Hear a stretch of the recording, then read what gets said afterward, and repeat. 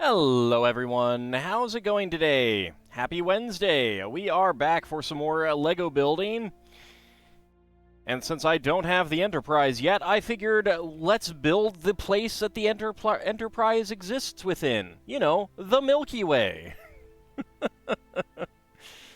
So this is an art set that Lego produced of the Milky Way, basically forming a false color image using a variety of colors of pieces, which is pretty neat. Kind of the epitome of greebling. So let's go ahead and open it up. There are 6 different instruction booklets, so, you know, that's a lot.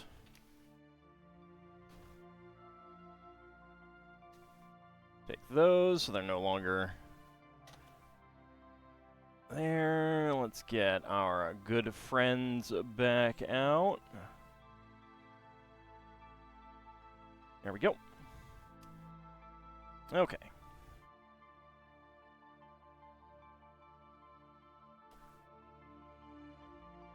If I can get a good start with the scissors, there we go. Fortunately, the little knife that I used, it decided to break on me. Holy cow. I think it's the angle. I'm having trouble getting the angle right here. There we go. There we go. Alright, let's see what we got. Yes, they did shrink a whole galaxy into the box. One whole entire galaxy. And not even one of those little Magellanic cloud galaxies. Like a real, honest-to-goodness, big ol' honkin' galaxy. Like the Milky Way. Oop. Bumped the microphone.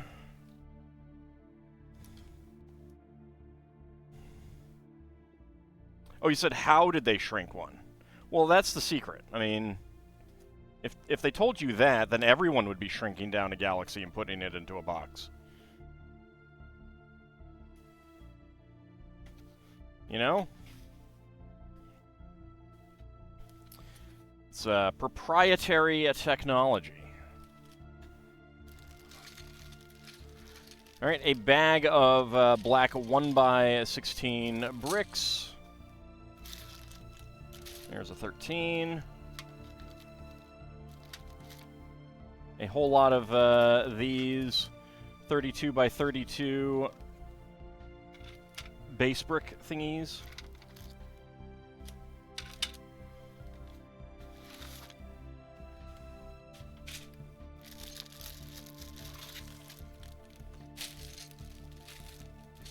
More of those. Another one of those. More of these honkin' things. Yet more of these honkin' things. Did I mention more of these honkin' things?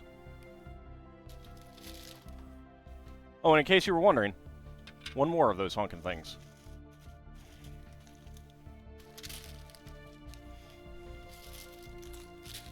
There we go. All right.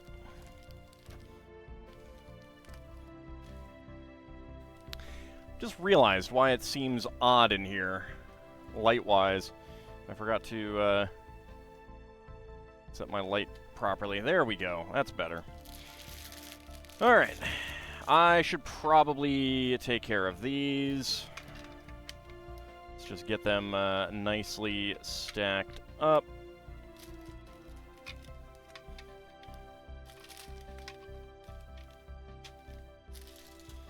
Where do I put them? Do they fit there? Hey, they do fit there. All right, I didn't think they were going to fit there.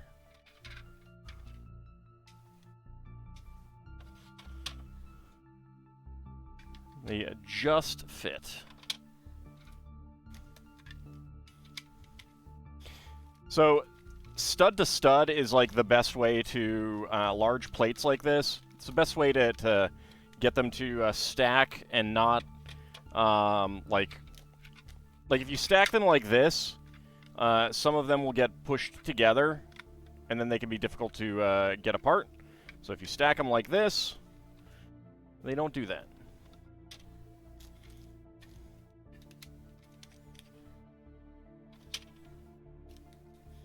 Okay, and 1. So there's an odd number of them, apparently. Okay. So there's a 30. There is a 20. There's 2. And 8. There's a 20. There's a 20. There is a 20. So how's everyone doing today? There's an 18, 30. It goes over there.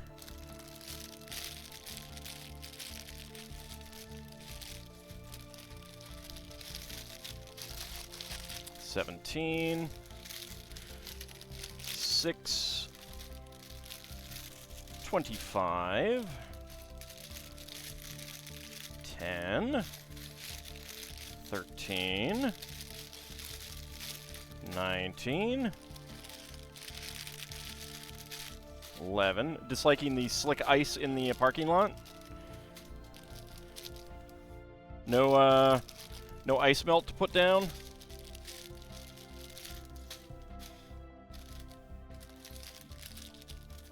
Last year I had to get a giant thing of ice melt because all the stores were basically out of reasonable sizes. They put sand and gravel. Well, that'll help with traction, just not actually melting it. 2027. Number 1. 26. And a 23. Alright. It's been warm and wet all week. It has been cold and dry, although we did get some rain, actually. I should note that. Alright. So, we've got 31 bags, so here's 31 and 30. That goes into my box of bags. 23, 26, 27,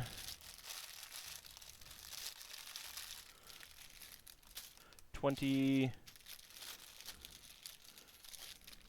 25, 24, 23, 22, 21, 20, 28, and 29. There we go.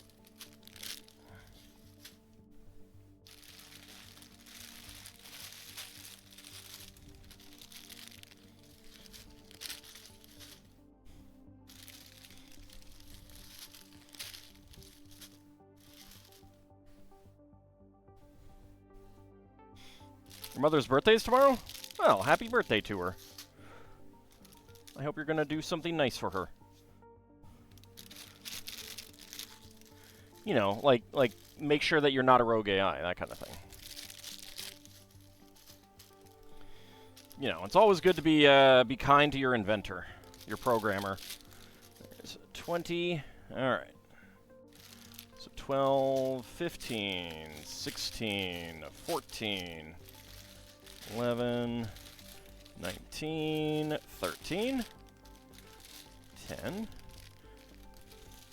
17, 18, 19. There we go.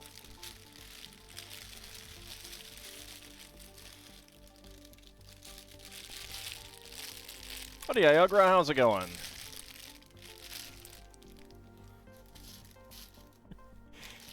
You can salt my driveway. It doesn't need it right now.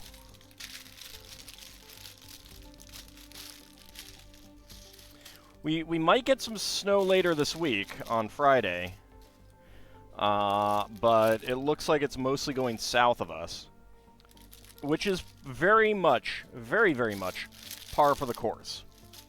Snow tends to either go north or south around DC.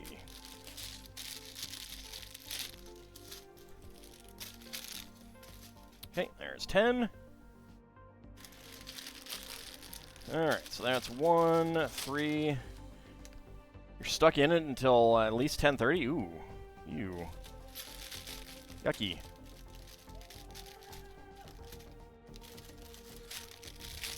Okay, 7, 6, 5,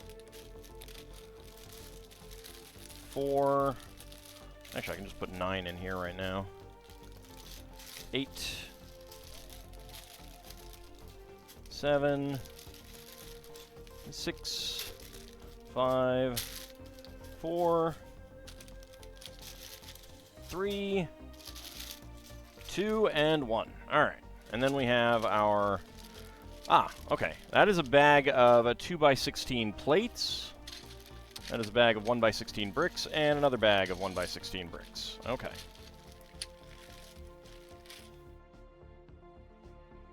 Lunch. Late lunch. I do enjoy late lunches. Nope, nope, nope, nope. Don't fall over parts. Don't bag. Stop it. Everything's trying to escape from me right now. It's rude.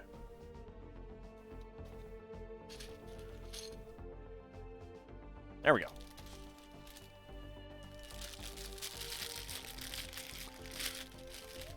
You have flexible hours, so it's really kind of come in whenever, as long as deliverables are done. That's nice. I mean, it does allow you to work at your pace and at your leisure and everything like that. That is nice.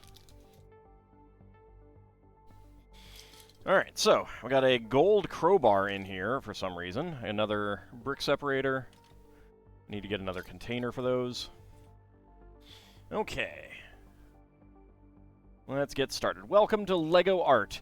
And get ready to explore the building blocks of our galaxy with this breathtaking representation of the Milky Way. Which literally means galaxy.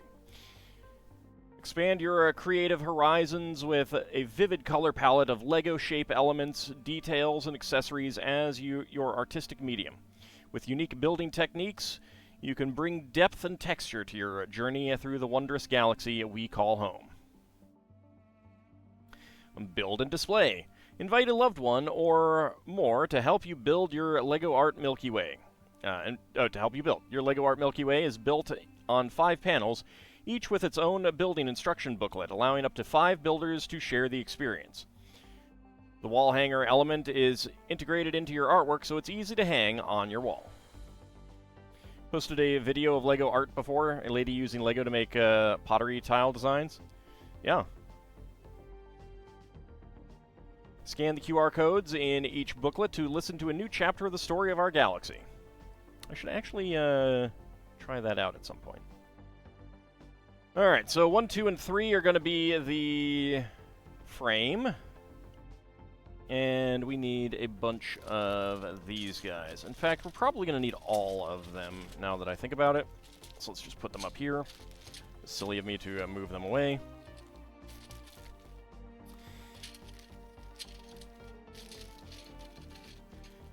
This looks pretty neat. Yeah, I like what LEGO is doing with the LEGO art line. Plus, this has lots of really cool, fun little pieces. So, I'm always up for that.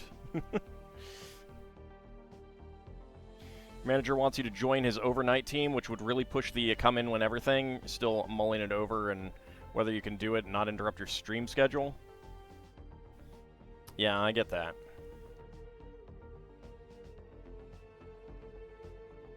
Would it be an 8-hour overnight shift? Or would it be a longer shift?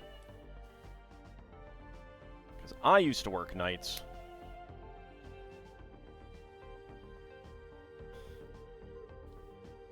Okay, I'm going to do 2 of these.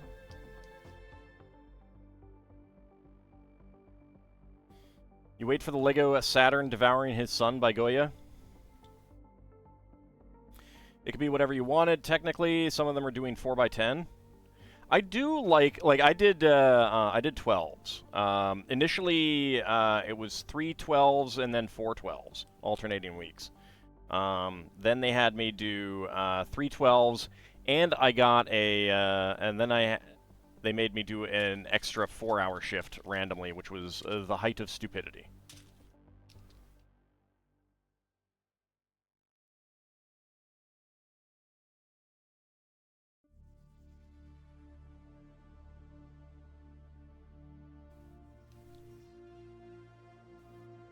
There we go.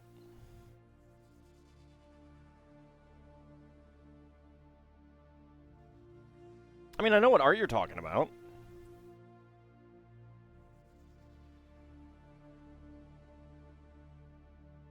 It would be quite the interesting visualization, shall we say. Oops. Not that.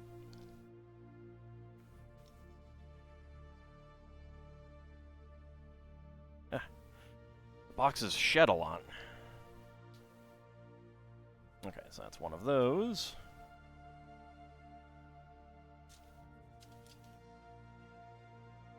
I mean, given the fact that I'm doing the Greek gods now, not sure that one would be very kid-friendly. No, but these are 18-plus sets, so you know.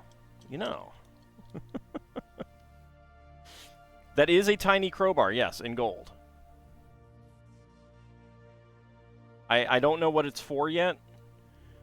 I'm kind of guessing that it's going to be, like, they're going to offer it for, like, popping pieces through or something like that. Or it's an error. And it got packed by accident. We will find out together, you and I. But yeah, since I've been doing a lot of Greek god stuff for D&D, that piece of art has been rather prominent. Howdy, Valjerai, how's it going? Yeah, it's totally okay. It's perfectly fine.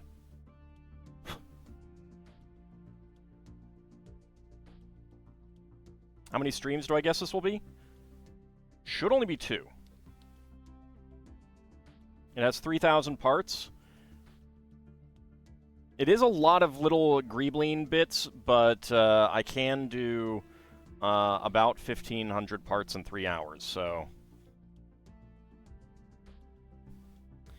My expectations for myself are about that.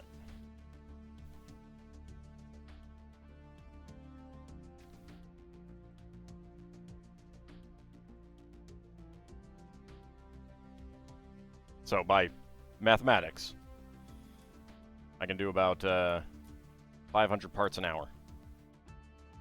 Yeah, it's Stellaris music, since we're building the Milky Way galaxy. I figured it was appropriate.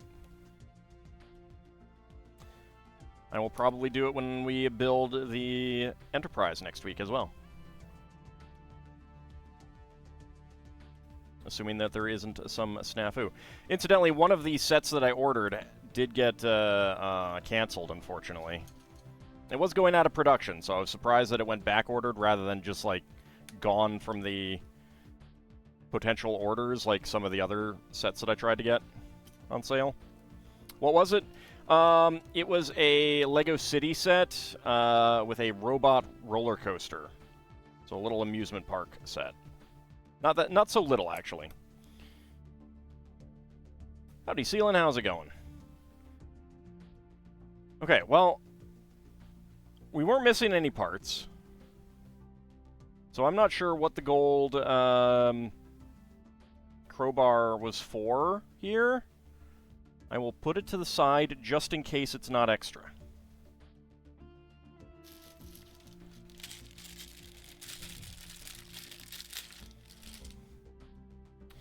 Better now that your sinuses are no longer on fire?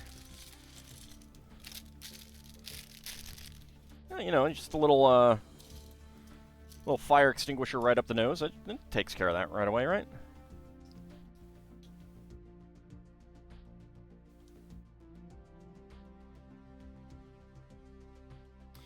And we are going to do 2 of these.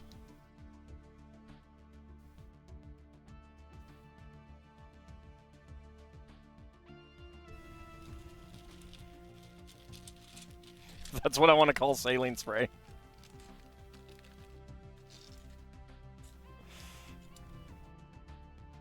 I'll call it what I want to. Just notice these guys got bumped off. Mob style.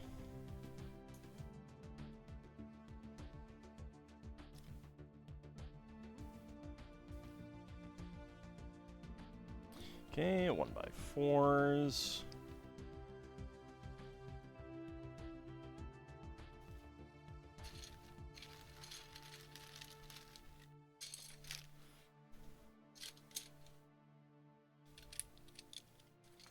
There we go.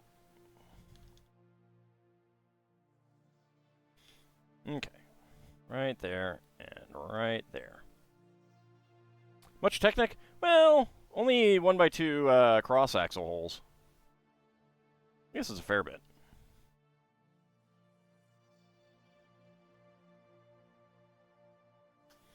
It's for locking in the panels once we get those built. Local observatory is deliberately named after the real name of Nicolaus Copernic rather than the Latinized form.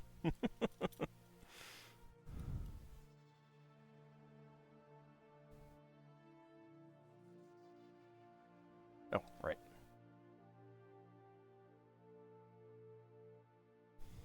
I always found it interesting that they would, when they were publishing their papers and stuff, they'd Latinize their names and stuff.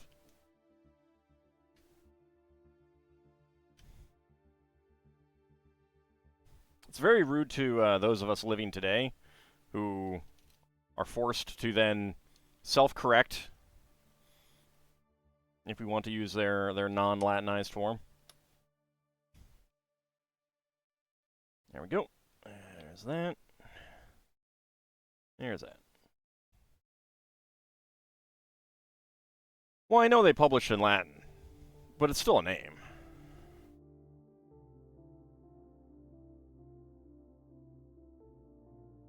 Okay, this is going to be a very, very large panel.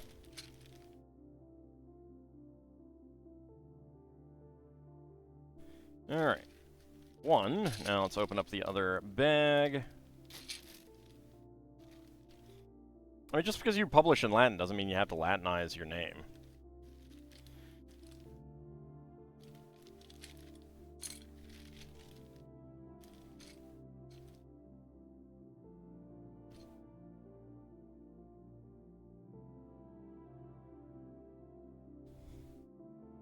Okay, 1 and 2. 3 and 4.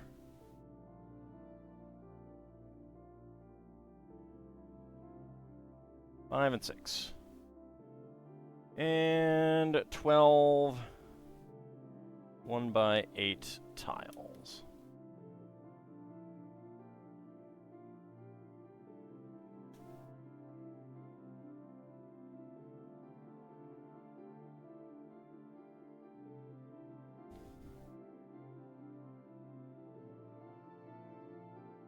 There we go.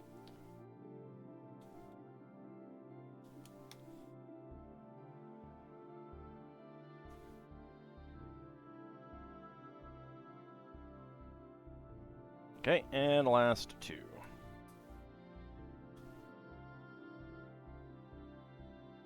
I was fascinated by how thick these LEGO art frames end up being. It's almost 4 bricks high. Alright, and bag number 3. It's been framed, I know. It's terrible.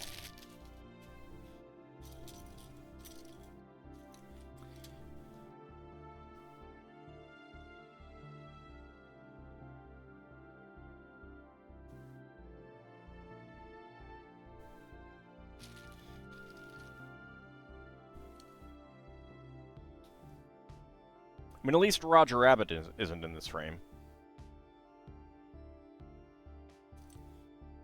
Alright, let's do 2 of the corners.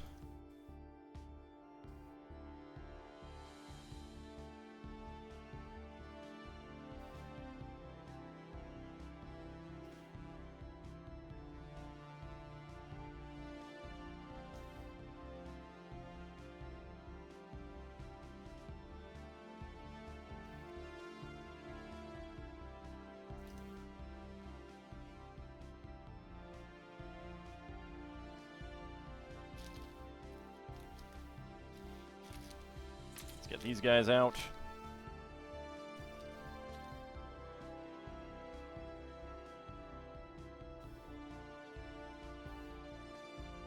I mean, I guess, like, part of why I find it weird is that, like, I don't see it as, like, I don't think that I would see it as my name, a Latin form of my name. Aldous? Doesn't quite work for me, you know?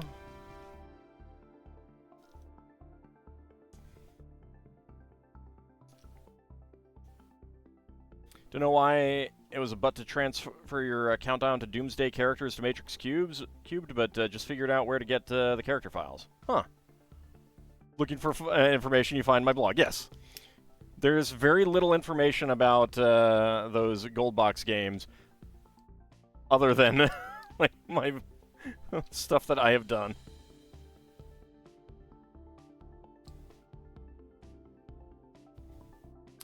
Did they not save in either in the root directory or in a save directory? That's weird.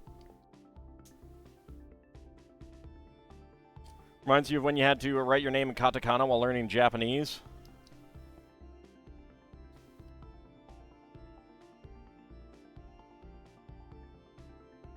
Yeah, I mean, it's a little bit different because you're not...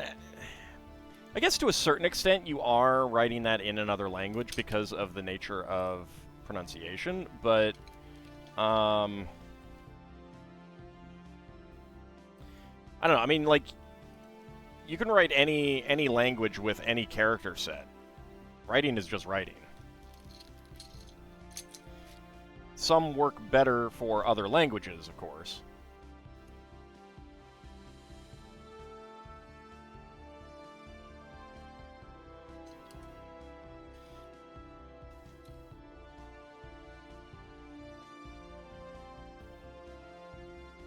And one by one, so there.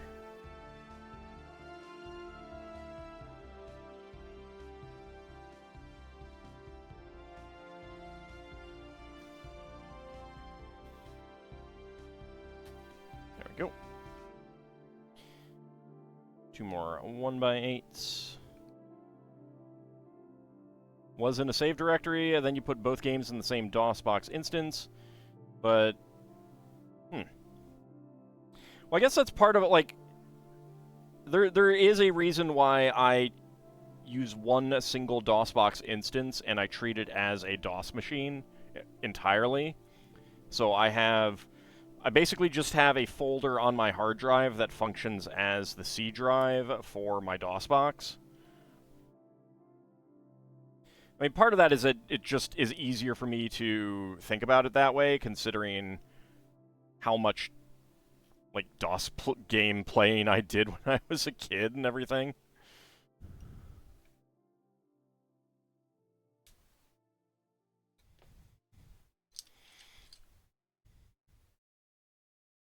Okay, to here.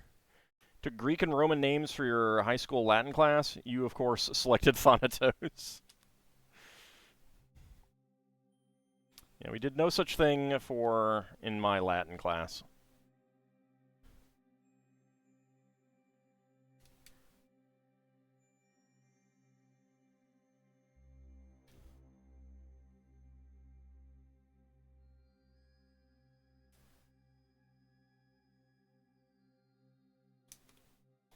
There we go. Some letters sound differently or don't exist in other languages. Right, and that's why it's, like, not every character set is perfect for a given language. But, like, think about English and using Latin characters. We have multiple sounds in our, in English for native English words that don't actually, that are not very easily represented by the character set we're using. What I'm saying is we should bring back Thorn.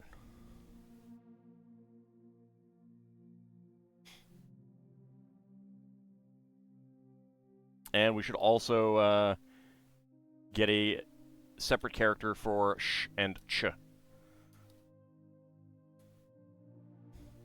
Like, those are sounds that we have in English but are not well represented by our character set. All right, so this is the frame. It is very long. It is very long. I don't even know where I'm going to put it right now.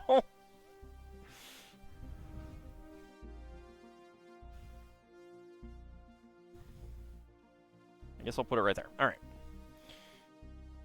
Got those on. There we go. And 2. All right. So that is going to be bag number 4. Welsh is no worse than English, though. They have specific letter pairs that indicate specific sounds, just like English does. It just so happens that they use a double D for where we use TH. The Gaia Space Telescope. Launched by the European Space Agency, ESA, in 2013, the billion-pixel Gaia Space Telescope has spent more than a decade traveling billions of miles through our galaxy. The Gaia mission's impact on astrophysics and our understanding of how the galaxy evolved has been enormous. So far, Gaia has mapped the exact positions, motions, composition, temperature, and luminosity of more than 1 billion stars and other astronomical objects, or about 1% of the Milky Way galaxy. Wow, Gaia, jeez. Way to slack off there. Gah.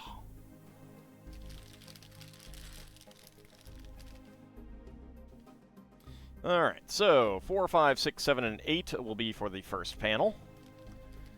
So let's go ahead and grab one of these.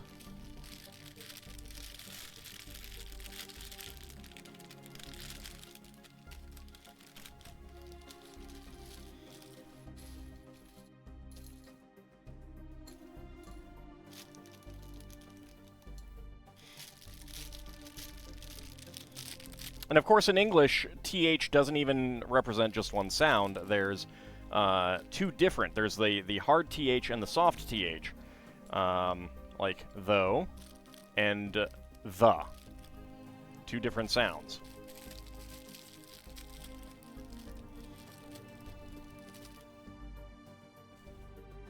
And then, of course, you get some import words that have different CH sounds. And, of course, if you're doing ancient Greek, most of that, if I remember correctly, is actually supposed to be a t sound rather than a th sound. Alright, get those there. Get you there.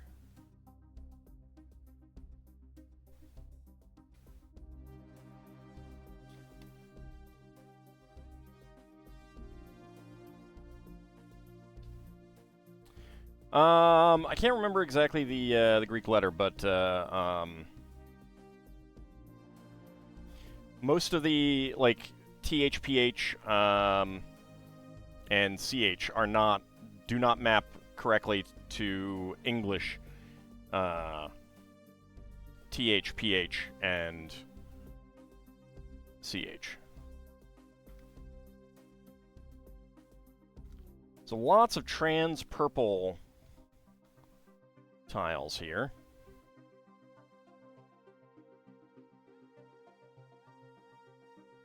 I watched an interview with English author Brian Jakes, how everyone you meet for the first time pronounces his last name in the French way, but it's actually Jakes. Well, I mean, it's like spelled the French way. Just change the spelling. He's the one who's wrong.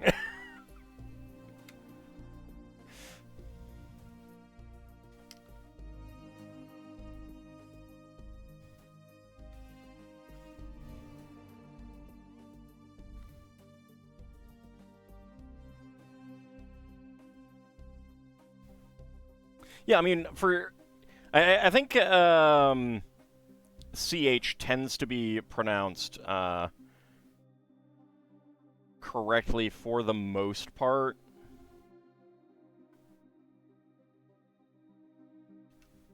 Especially for names. But, not everything. His family is mostly Irish. I mean, it's still a French spelling of a name. I'll make the rules.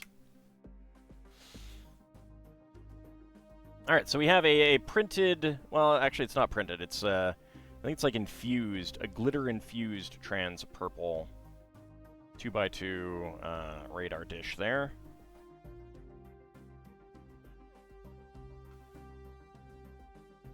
Howdy, little bunny. How's it going?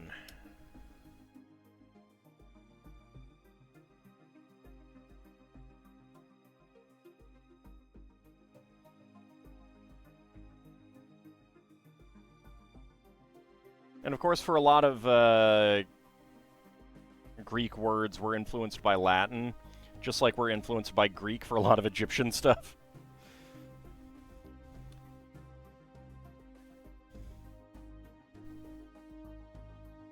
It's always fun to sort that out. Buddy, Rovaljax? Yep, Stellaris, because we are exploring the galaxy.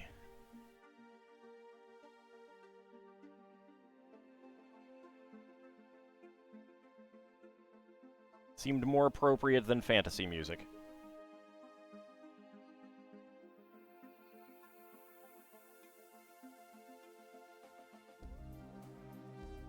Oh, don't roll off.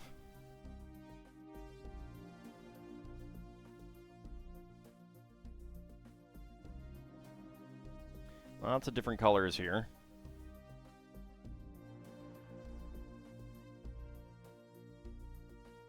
And then gray at the very end. Right there.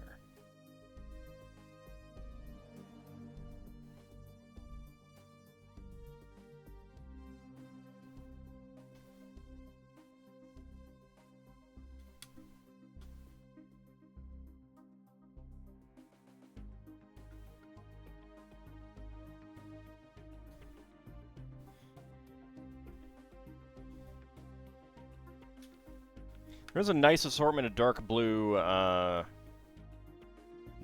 plates in this as well.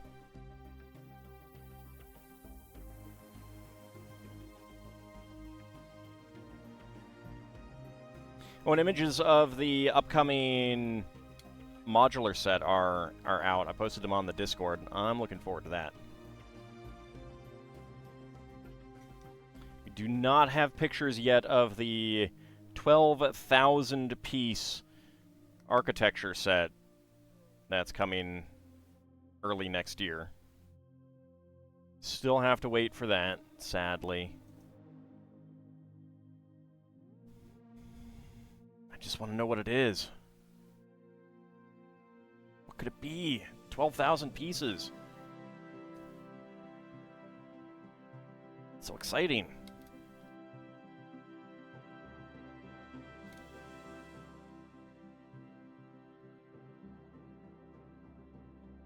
Yes, the next LP isn't going to be Metroid Prime 4. That's a pretty safe bet. It's a pretty safe bet.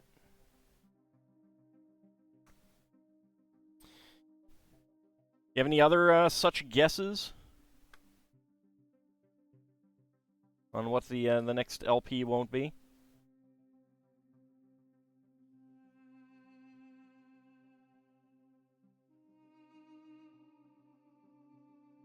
Not Elden Ring? Well, you're on a roll here. I'm shocked. It's like you're reading my mind or something. How does he know?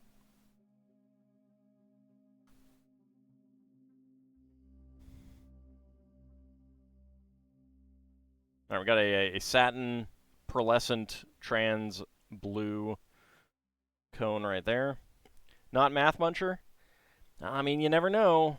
You never know. Oops, I did miss getting that right in there.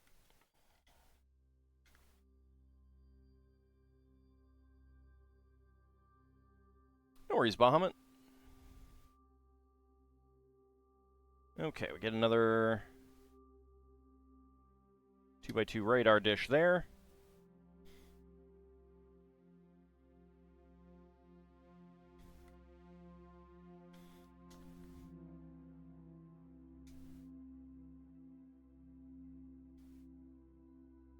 Language is a fun thing to listen to. I enjoy learning about languages. I really do. 'Tis fun. Fun for the whole family.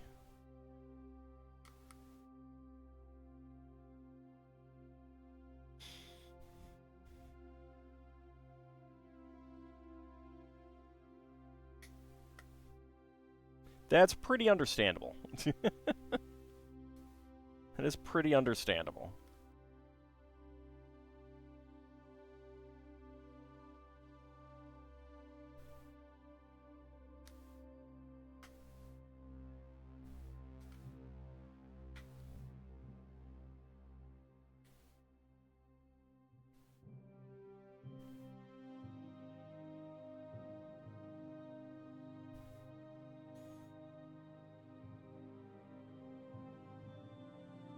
There's a video on making conlangs, and they talk about vowels and consonants.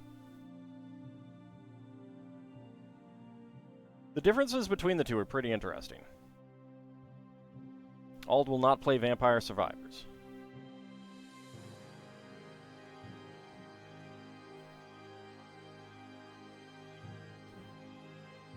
I mean, you never know. You never know. I could surprise you guys.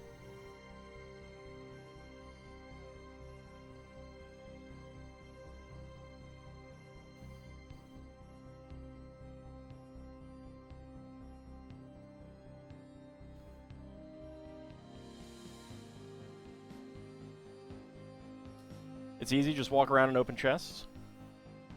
Easy peasy. Alright, so, quite a few spare parts. Blue 1x1 tile slope. Bright light blue 1x1 peak slope. Dark blue 1x1 plate. 1x1 cylinder plates in medium azure and bright green. 1x1 cylinder tile in trans purple. Lavender 1x1 tile, 1x1 plate flower, and dark gray 1x1 cylinder plate with hollow stud. Alright, bag number 5. Not a fan of action games. Yes, there's a rumor that that is the case. A rumor to that effect.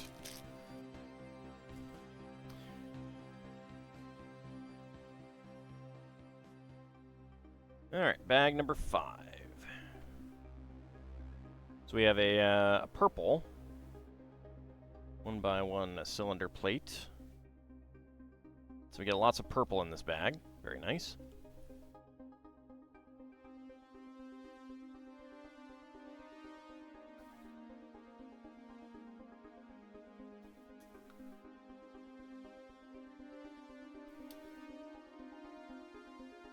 And a magenta 1x1 cylinder brick there. What about action puzzle games where you have to solve puzzles while doing action things? Let me ask you this. Does it have action in the title? Or category?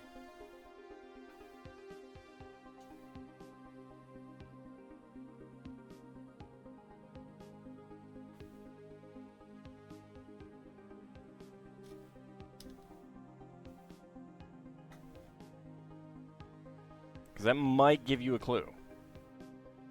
Might give you a clue. You talk to your people about that and you'll get back to me? Alright, I can wait. I can wait. Time's up. What did they say?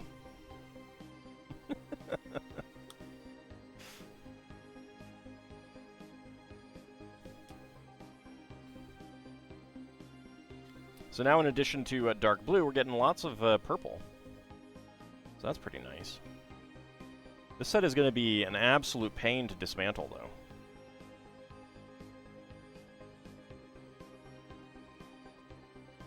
They said yes. Well, then I think you have your answer. I think you may have your answer.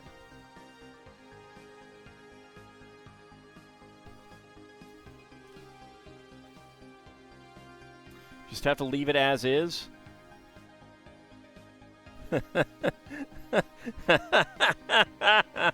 Oh, you're a funny guy. You're a funny guy.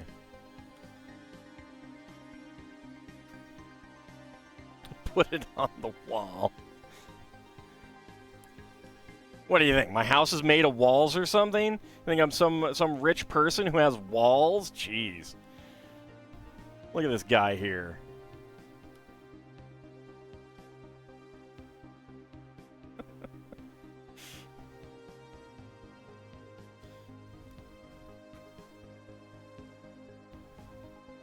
Muhammad seems to like watching you blow up frequently in Outer Wilds. I mean, watching people blow up frequently is a lot of fun. I will grant you that. Well, the walls are definitely not made of me, and I am definitely not made of walls. So...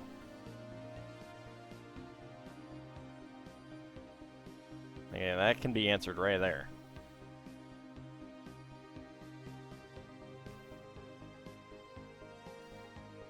Walls in this economy?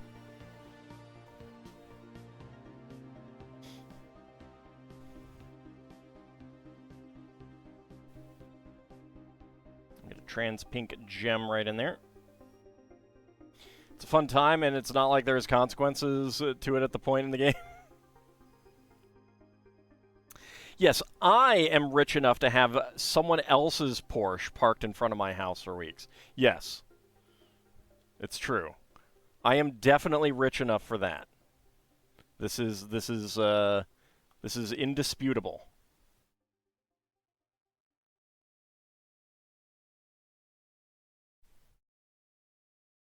And right here we have some cherries.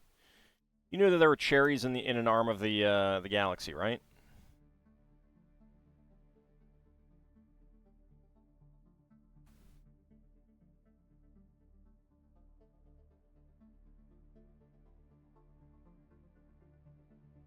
Howdy, Wolfon, how's it going? You brought the horrible offensiveness. Terrible.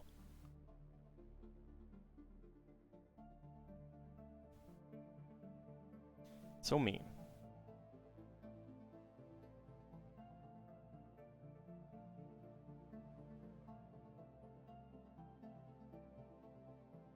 The people furniture, huh?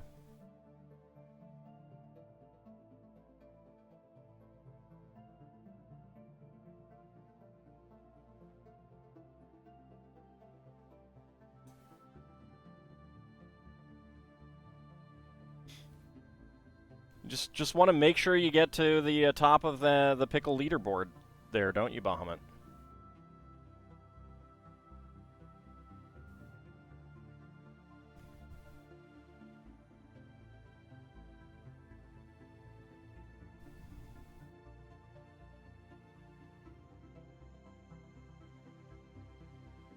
There we go. We have a single white piece here. Some pink cones.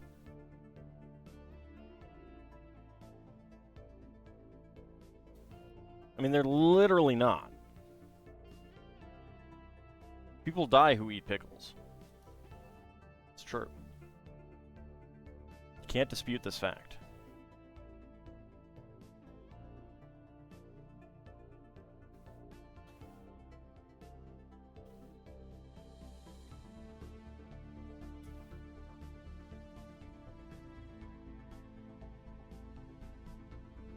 This is a skim 2% or whole galaxy? Definitely 2%. The good milk.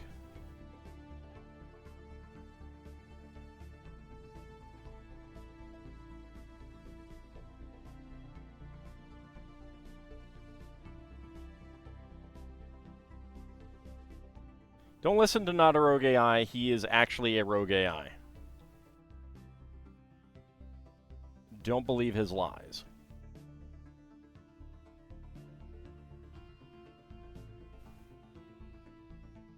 Alright, so we've covered the panel. We still have some more little greebles to do. We get a flower right there. Love really can bloom on the Battlefield Galaxy. Get a mug there for when you're, you You're out cruising the stars. You need a little brew.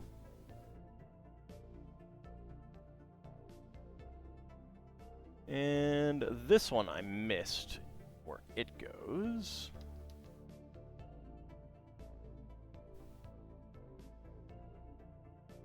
Hold on. When did that get put on? Ah, okay. I missed that. There we go. Right there.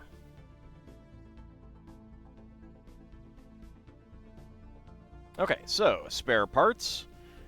1x1 plate flower in coral pink, white 7-petal flower, magenta cherries, purple 1x1 cylinder plate, and trans pink gem.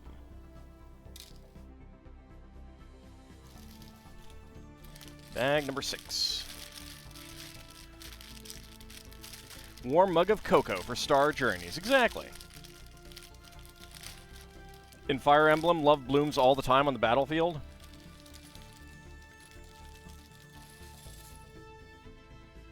They should probably get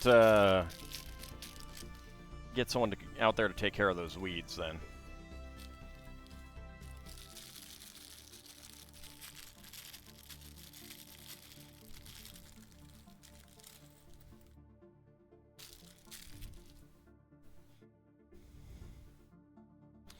All right, and another one of these. Start out with these right on here. Tried out East 6 and Bard's Tale 1 from the trilogy. Let's just say it's a whiplash between an action RPG and a CRPG. Yeah. I'm not myself a big fan of East. I have played some of them and don't really dig the gameplay.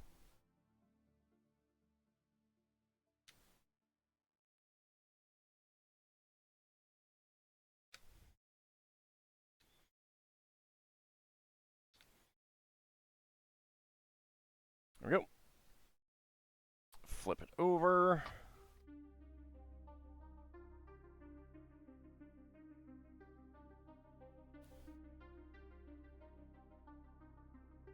Ald is an RPG heretic? Why, because I don't like Ys? It has some good music, I'll say that.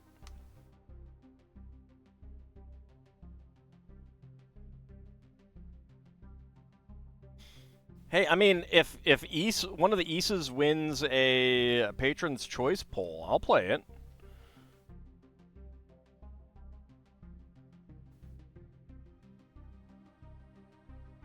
I'm not a fan of the gameplay, but that doesn't mean that I like absolutely despise it.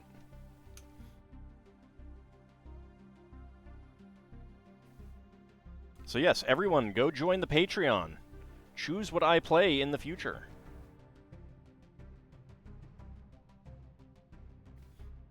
Hey, I mean, if someone wants to send me an album of the Ys music, that's fine by me.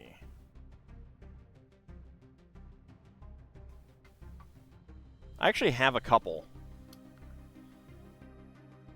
Somewhere. Speaking of CRPGs, anyone looking modern but old school gaming style, Encased is fun, Fallout Wasteland inspired, as well as by a book called Roadside Picnic. Everyone vote Ultima 8. Lord Canis, Lord Canis, Lord Canis.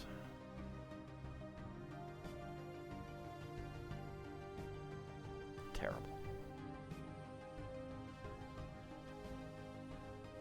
Just out to try and make me suffer. Out to try and make me suffer.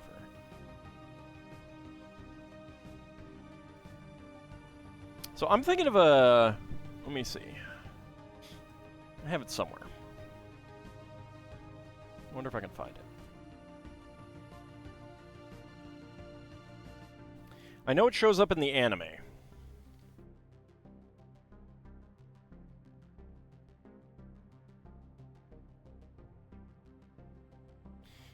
You'd rather all enjoy the experience of playing a game, your schadenfreude is best reserved for bad people?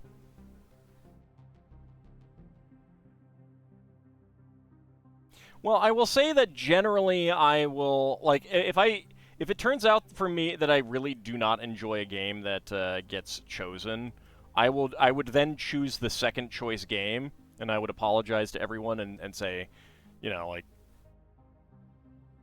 sorry, I really do not like this. And go to the second choice kind of thing. All right. Where are my folders of music?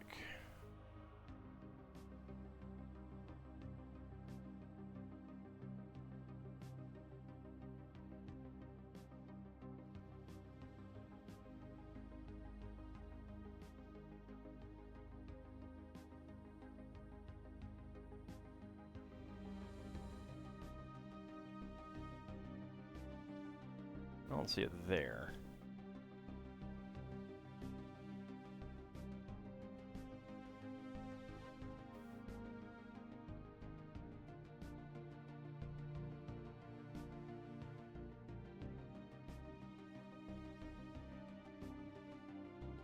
Alright, I would have to really look for it, I think.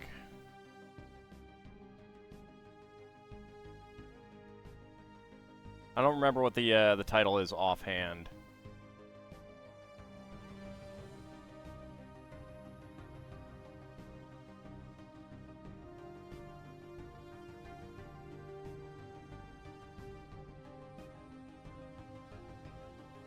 Is it on a Falcom album?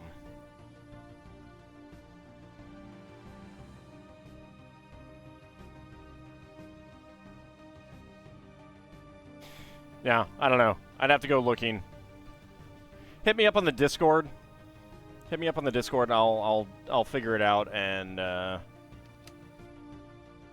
either post a link to the music itself if I can find it on like YouTube or something like that, or I'll at least give you the name.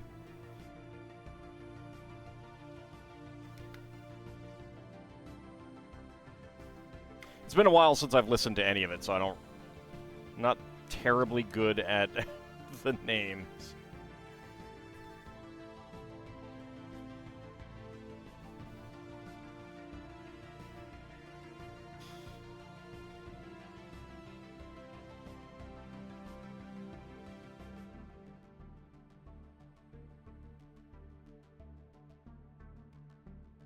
I didn't even look at any of the Black Friday sales.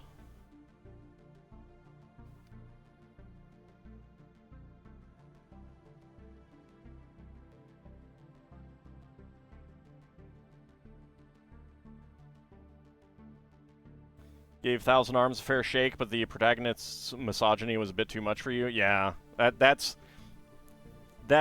also something that can really make a game be a turnoff.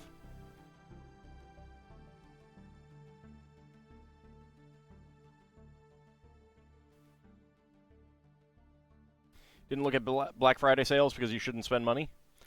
Other than on me. You should spend money on me.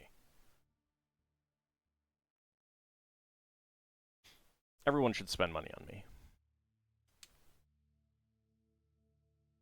Love me. They need to do a Black Friday sales for groceries. That would be like a massacre. I cannot imagine what a grocery store would be like with Black Friday sales.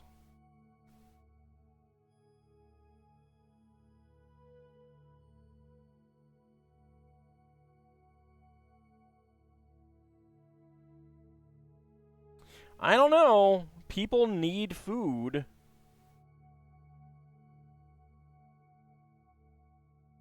I don't think. I think it would be. I think it would be pretty awful. There's a difference between a weekly sale and Black Friday sales, though.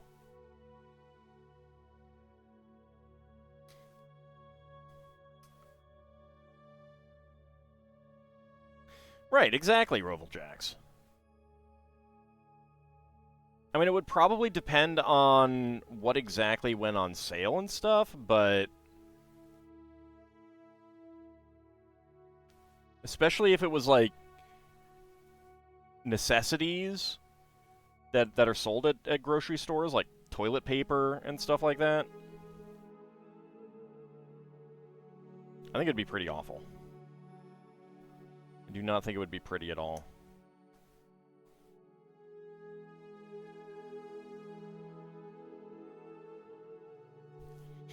Picked up 2 things from Steam's Black Friday. The one you're looking forward to is the new Mana game.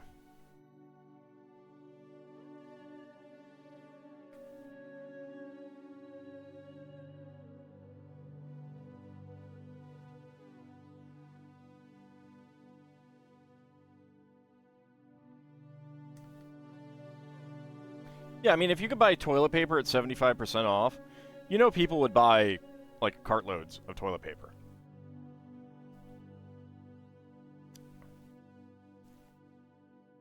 I absolutely can comment on that being a turnoff for a game, Lel Bunny. You do not get to tell me what is a turnoff and what is not a turnoff.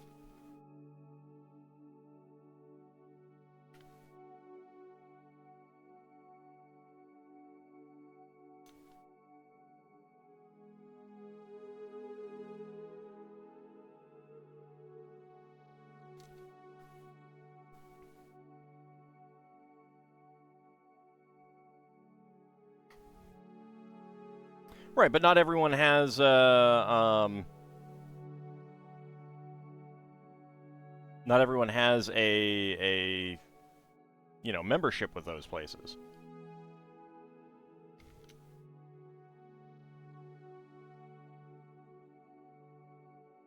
There are different degrees of misogyny, and I can tolerate different degrees of it. In a game, I also comment on it.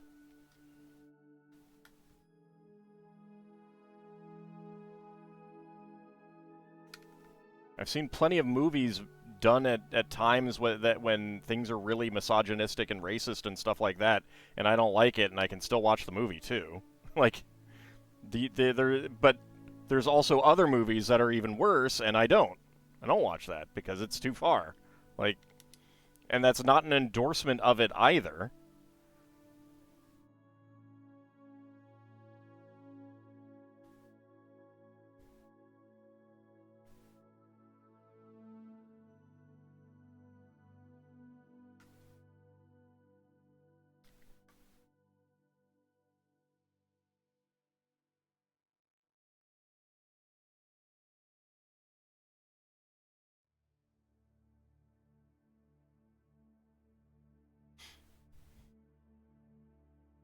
It's about degrees and how it's presented. Yeah, exactly.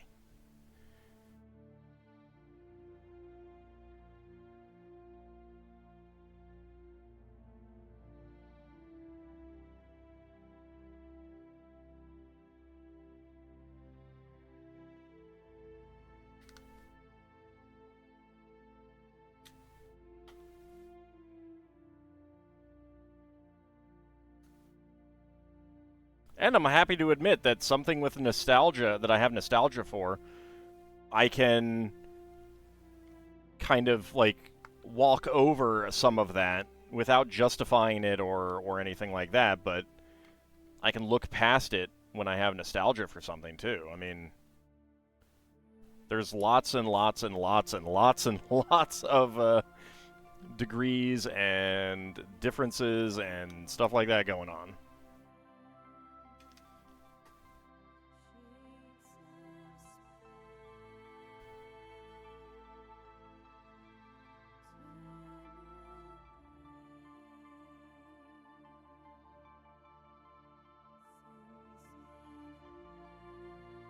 Your turn-off is a whole bag of licorice until your tongue is numb, just from mindlessly watching it, munching it while watching all.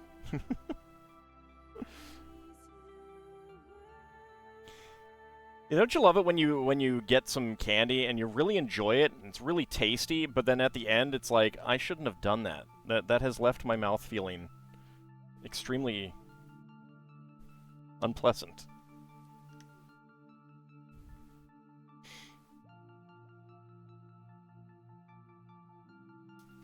Yeah, and like, you know, sometimes it's like you don't notice it when you first watch it, especially, you know, a movie that, you know, let's say a movie or a game from 30 years ago, you might not have noticed it then because you weren't as aware of that kind of thing. It helps that the misogynist is a bad guy because you can kick his ass. Yes, it definitely does. Like, people shouldn't put that into a game just for that reason, but it is a legitimate character trait that you can put in, and it's a legitimate character flaw that especially bad people can have. Alright, so spare parts. We've got a sand blue 1x1 tile slope and a magenta, no, not magenta, a dark pink 1x1 cylinder tile with top peg. We have an ad just about to start. Ate some sour Skittles once and the sour acid coating burnt your cheeks. Wow.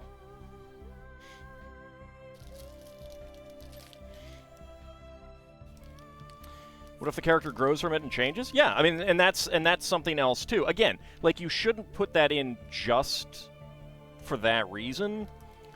But it is a legitimate character growth arc that a character can have and stuff.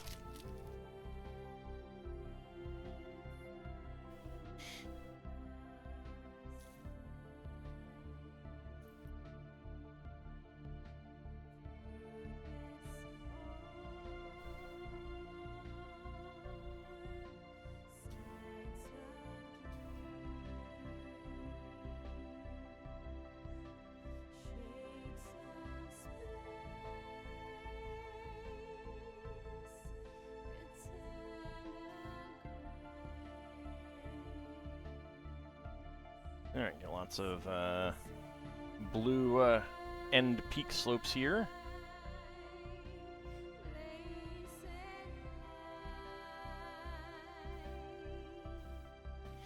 Like, as with most things, context is key.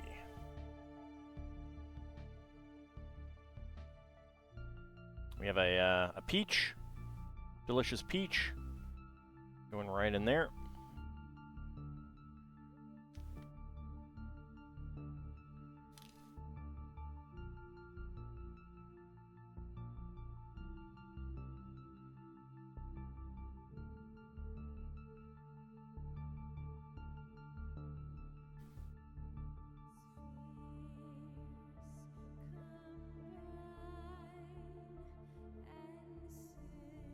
That is going right here.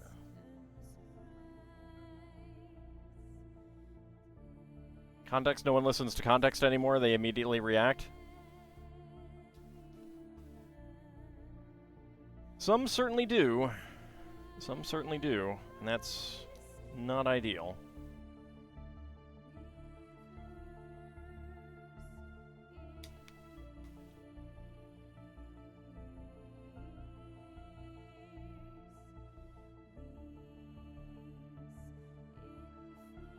We got a pink corner peak slope. I don't think I've gotten one of these in this color. Not that I have a whole lot of pink slopes to use with them, but...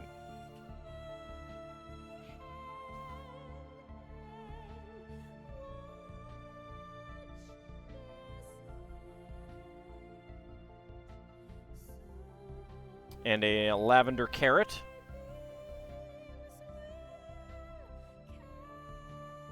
Ads cut off my reaction to the Sour Skittles story. Well, my reaction to that was something along the lines of toughen up your cheeks. I'm joking. Everyone's flesh is different.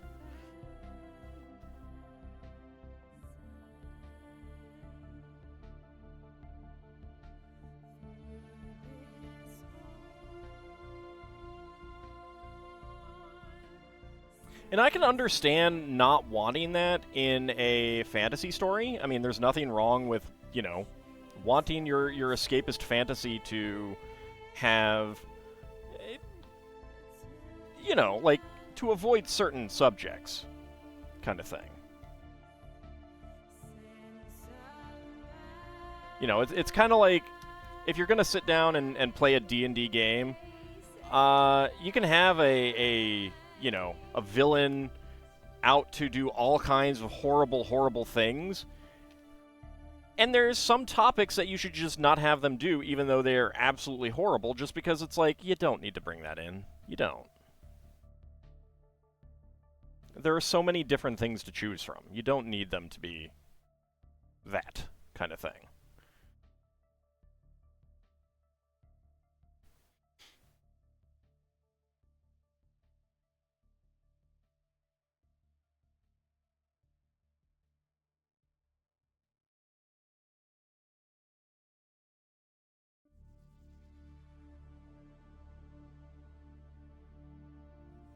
I don't expect everyone here to agree with me on everything.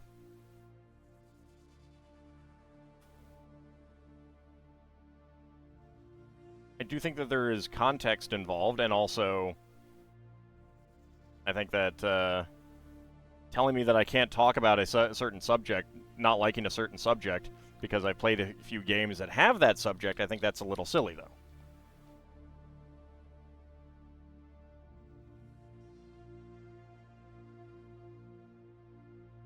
Everyone sides with me. People definitely do not all side with me.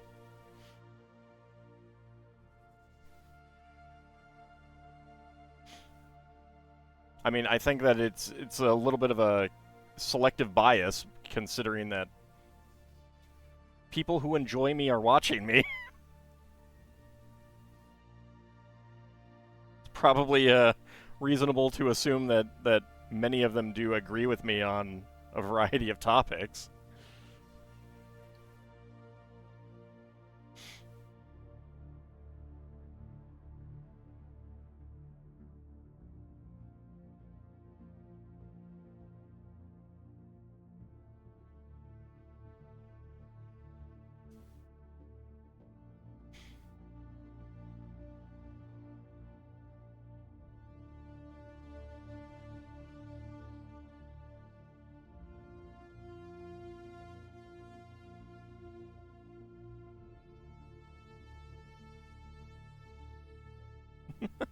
Hey, I mean, if people are hate watching, that's okay too. Views don't care whether you're hate watching or not.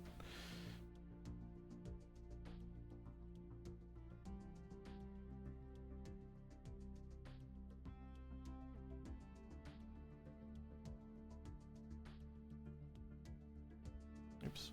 Okay.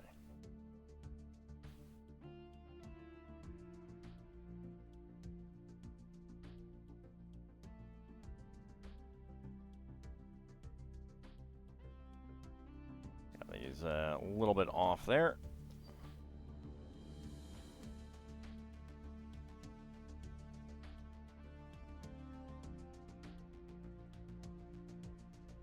Looks like something made for the surface of a space station for a 70s sci-fi movie. Well, yeah, but there aren't enough model kit runners just glued on there. You need more of those.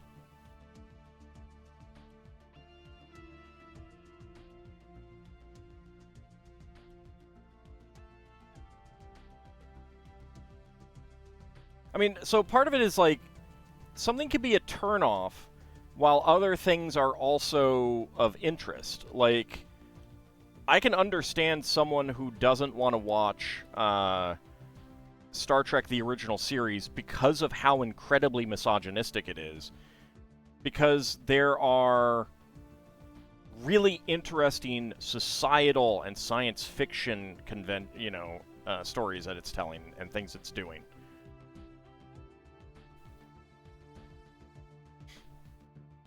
But at the same time, like, unless someone is saying, I like this misogyny, I think it's good, I don't think it's, I don't think people should be assumed to enjoy that part just because they enjoy other parts.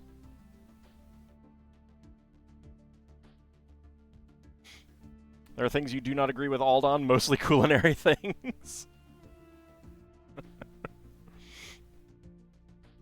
Oh, I got runners. I got plenty of runners.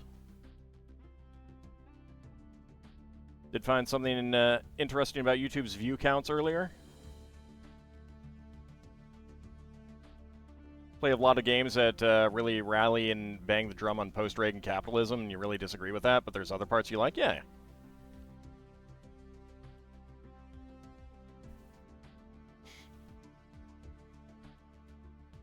Okay, that goes on right there.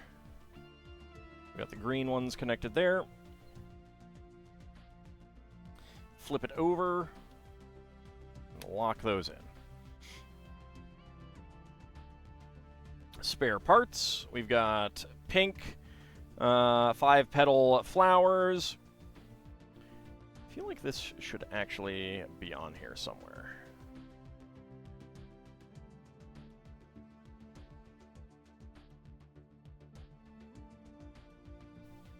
Nope. Doesn't look like it. Okay. A lavender 1x1 plate flower. A light aqua 3-stem plant. Pink 1x1 heart tile. And a pearlescent 1x1 gem piece. Seems that the algorithm may recognize ad blockers and doesn't count the view because the ads don't get to play. It may. Nothing I can do about that, though.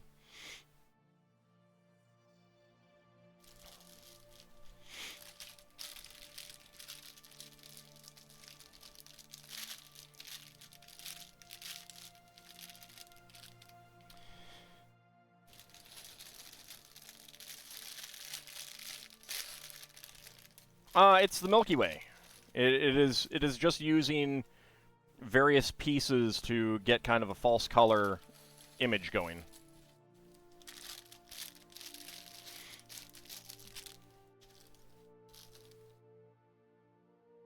So somewhat abstract. Kind of like some of that modern art that will use like junkyard things to create other, to create other sorts of artwork and stuff.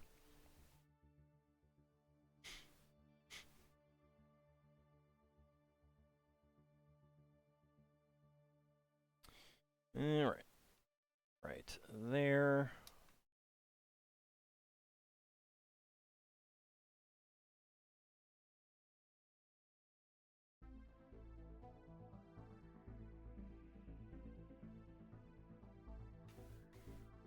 I mean, YouTube likes adding ads back in. I had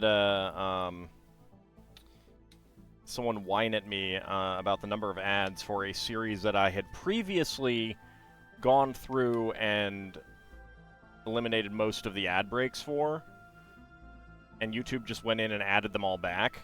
I got 17,000 videos. I cannot, as a single person, go through and check all of those videos all the time to make sure that they're not putting that stuff back in and stuff like that. So if people are using AdBlock, I totally understand it. And if that doesn't count views for my videos, like, it's nothing I can do about it.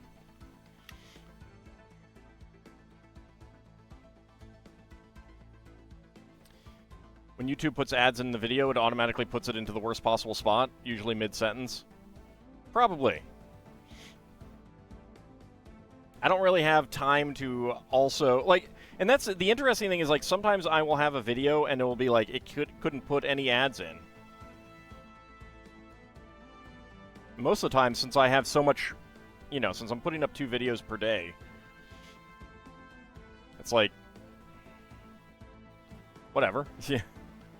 That video just doesn't get ads then, that's fine.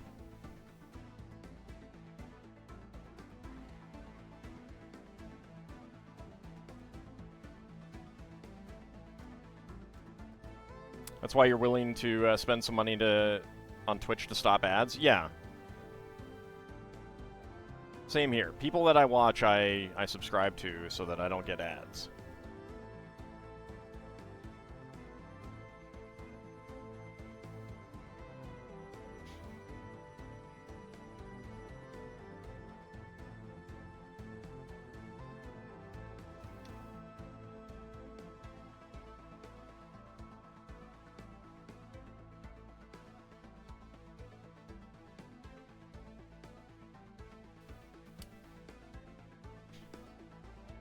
I mean, it wouldn't surprise me if one of the reasons why my videos are getting, you know, like, not shared, like, not, shared through the algorithm as much is because of the fact that I don't have all of these massive numbers of ad breaks in the videos. Like, that would not surprise me at all.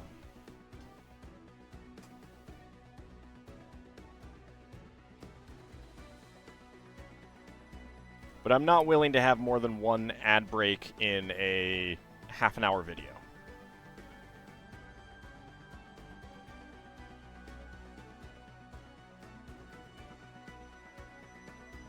And, like, the fact that I cannot say what companies can show ads on my videos also is very annoying. I can't even see who's showing ads. What products they are. Like, do I agree with them? I have no idea. I have zero control over that.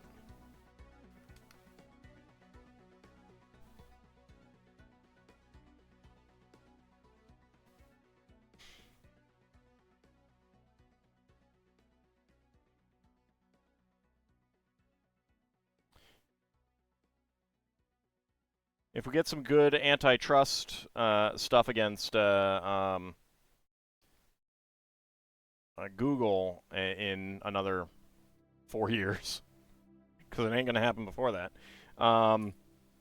One thing that I would like to see happen is for people like me to be able to get, you know, to choose who's showing ads on my videos to... Like, I don't want to have to do a whole lot of stuff with that, but if I could just say, like, you know, like these industries or something like that, I would feel a lot better about that. Or if I could get specific semi-sponsorships. Like, I don't really want a sponsorship where I'm like playing along the video game and then like, by the way, everyone, do you know that this is my favorite store in the Citadel? You know, I don't want to do that. I don't want that kind of sponsorship. But I mean, if I got Lego ads playing on my videos, I'm fine with that. You know? Honey Baked Ham Store? I'm fine with that.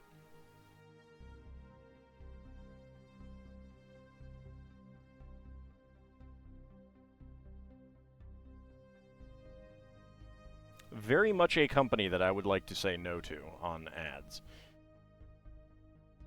Not a rogue AI. Howdy, Cody. How's it going?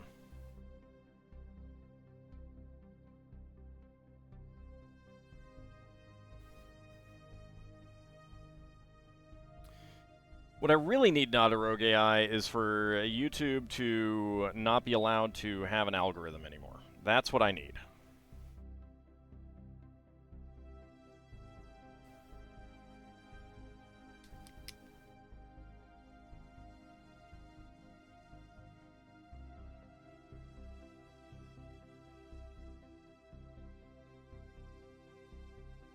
If it's based on people actually searching for videos...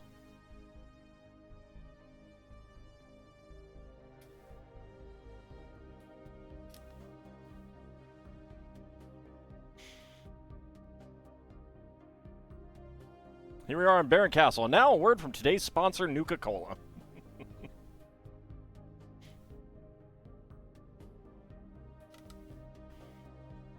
I mean, I'd have to integrate it more. You know what really keeps me going while doing these streams, dear viewers? Nuka-Cola. You can get your Nuka-Cola at many fine retailers. Or click the link below to get my personal discounted price that I have negotiated for you.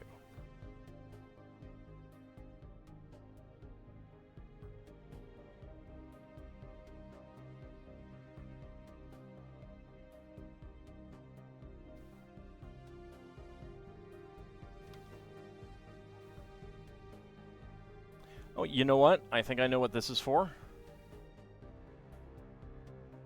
That is why they gave you a crowbar. To pop up tiles. Saw a guy on YouTube try to make some Nuka-Cola and Nuka Quantum and got approval from the original creator. Aren't they supposed to actually be irradiated?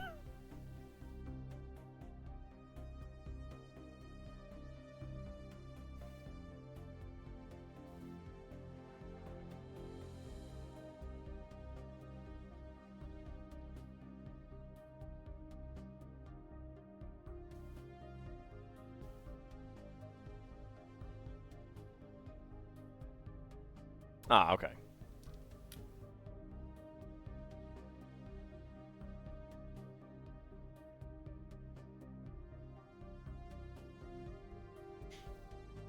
I mean, I figured he didn't. I figured he didn't. That would be kind of silly if he did. And probably quite illegal.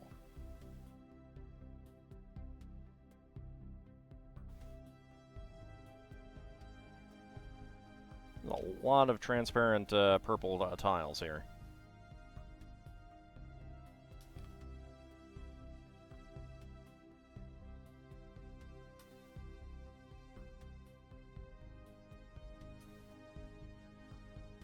Now that you can like see it on the black very well.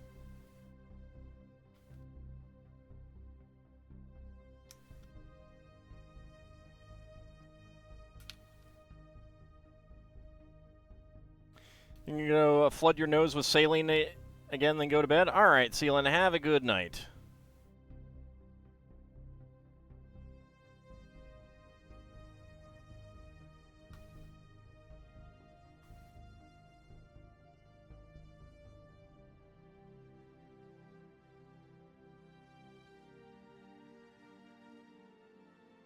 Just remember, Lel Bunny, even if no one's prosecuting it, it's still illegal. It's still worth making that point.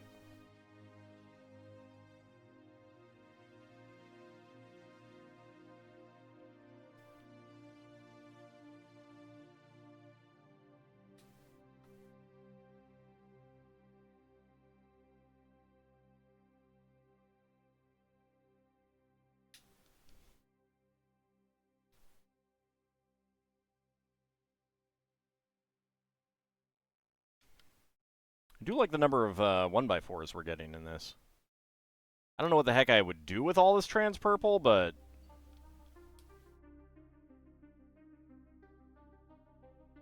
I like it.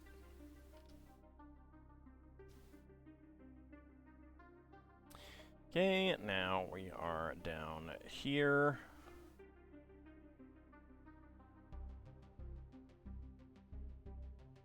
Trans Solomus. Probably a little hard to do, and it would look a little weird because the interior structure would not be transparent. Make a disco floor. I mean, we did have that in the downtown set.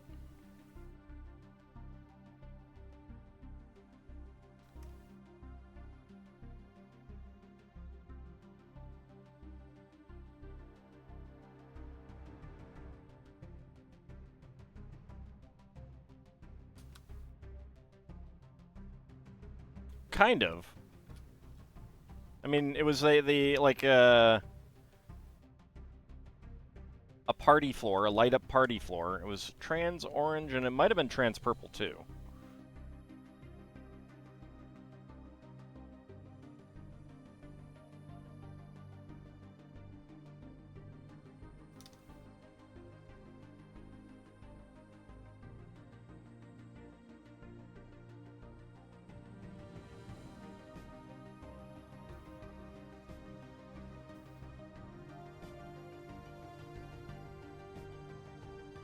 Alright, there we go. Okay, up here we get a black 1x2 with arm. Okay, actually we're building that this way.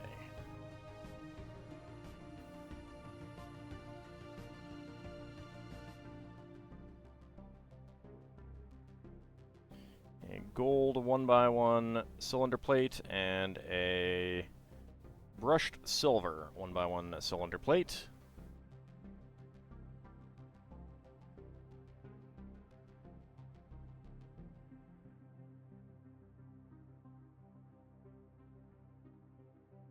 And that goes right there. Any other pieces? Nope, not yet. Alright. Get that on there. Flip it over, lock these in. Okay. We're going to need the 1x2 axles, or the 2L axles, I should say. Hold on, I think I did miss something. Oh! And a gray 1x1 cylinder tile on the top of that. Alright. LEGO needs more basics in these sets, like detective offices, small libraries, pool halls, and museums. In the art of the Milky Way galaxy. Alright, 1x1 cylinder tiles in trans purple and gray. Dark blue 1x1 plate. Brushed silver 1x1 cylinder plate, and gold 1x1 cylinder plate with hollow stud as extra pieces. Let's get our frame.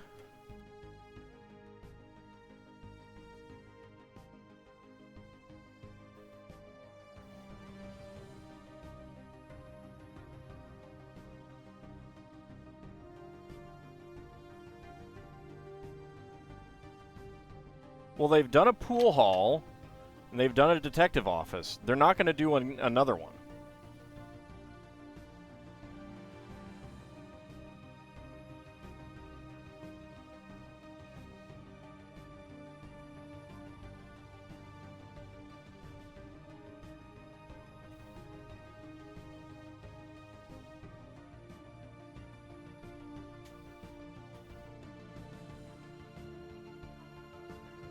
There we go.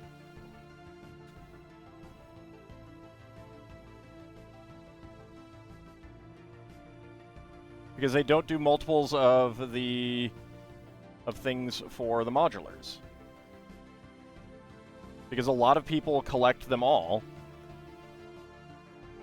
So they don't want to have duplicates of the things.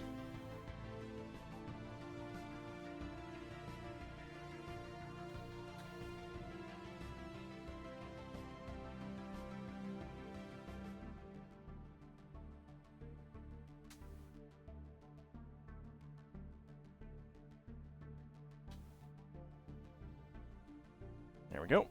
There's that.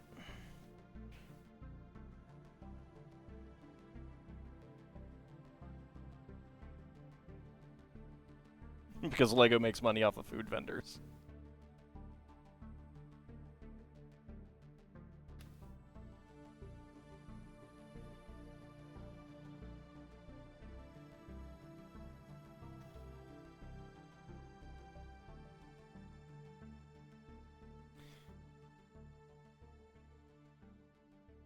This frame frames this LEGO build perfectly, just like company so-and-so's pickles frame your dinner plate.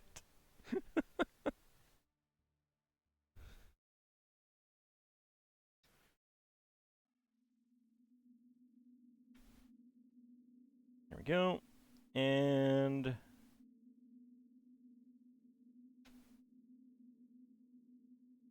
there we go. All right. So that's the first panel done.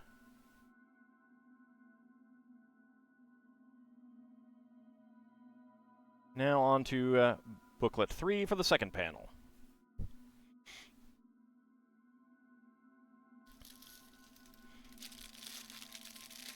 Oh, I'm sure. There's all kinds of things that get subsidized of that sort.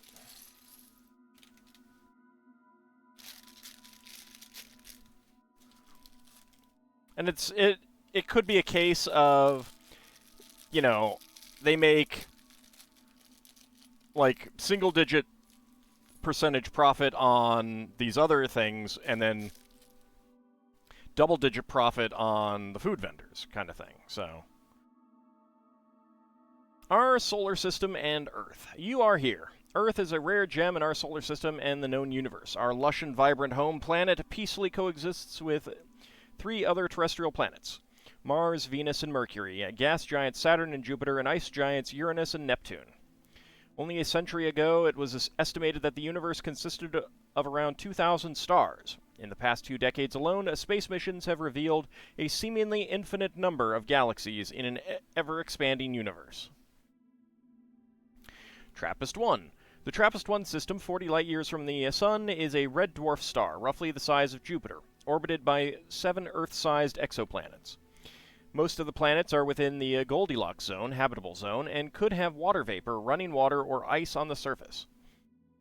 About 8% less dense than Earth, the planets are most likely composed of various ratios of iron, oxygen, magnesium, and silicon.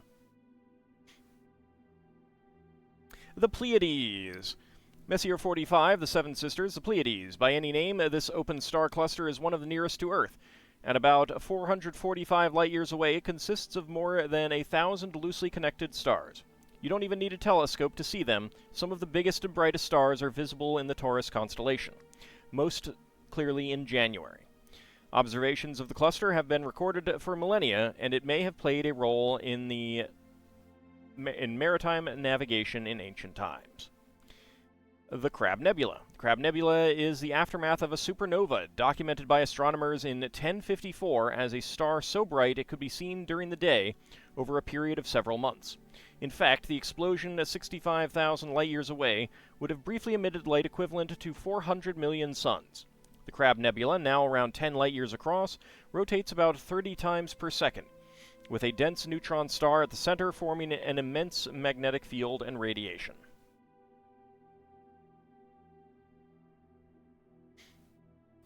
The Pillars of Creation. First discovered in 1920, only around 5,700 light-years from Earth in the Eagle Nebula, this star nursery region has fascinated the world in recent decades, following publications of striking composite images from advanced space telescopes. Based on the detection of X-ray sources emitted from the region, it is estimated that hundreds of new stars are forming here. One in particular seems to contain 4 or 5 times the mass of our Sun. 9, 10, 11, 12, 13, and 14 for this one.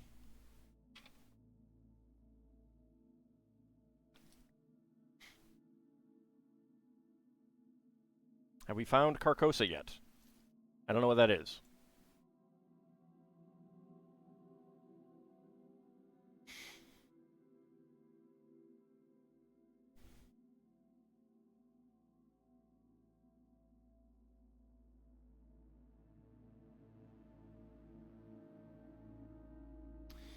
Alright, and this goes right in here.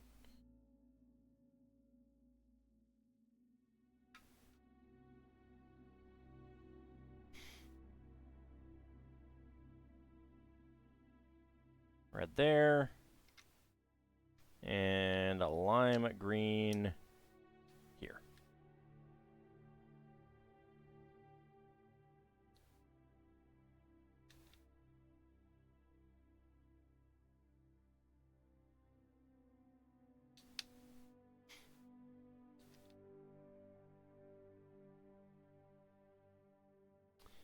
Okay, yep. Alright, so that's like that. Let's go ahead and start putting on our tiles.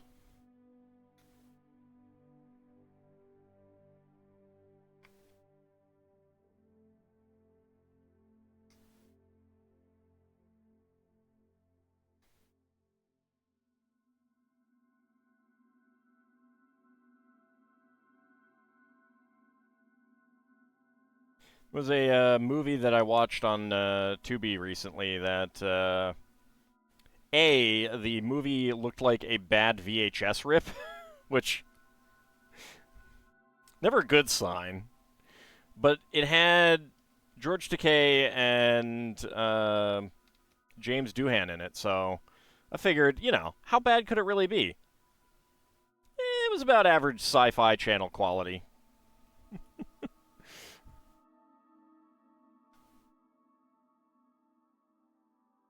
It was kind of funny how, like, James Doohan was actually in quite a bit of the movie, around a lot of other characters and everything like that. actually, you know, acting off of other people, and George Takei was like in a lab away from everyone else the entire time. So no Night of the Lepus. No. No. It did not have adorableness. It had lots and lots and lots and lots and lots and lots and lots and lots and lots and lots and lots and lots and lots and lots and lots and lots and lots and lots and lots and lots. Oh, and did I mention lots of cockroaches? Also had Randy Quaid, which while I was looking up the movie, one of the reviews on IMDb was like, my wife really hates Randy Quaid, and after this movie, I'm starting to as well.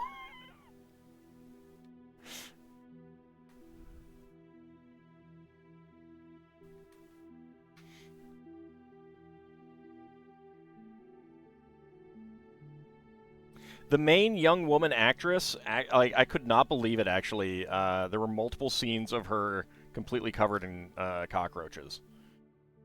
I was like, how did she allow that? Were they puppet cockroaches? No, most of them were real cockroaches. Probably Madagascar hissing cockroaches. I think those are kind of like the favorite movie cockroaches, because they're very, very big. I think they're pretty docile.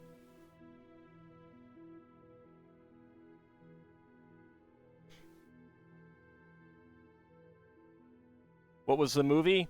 It was called Bug Buster, I believe.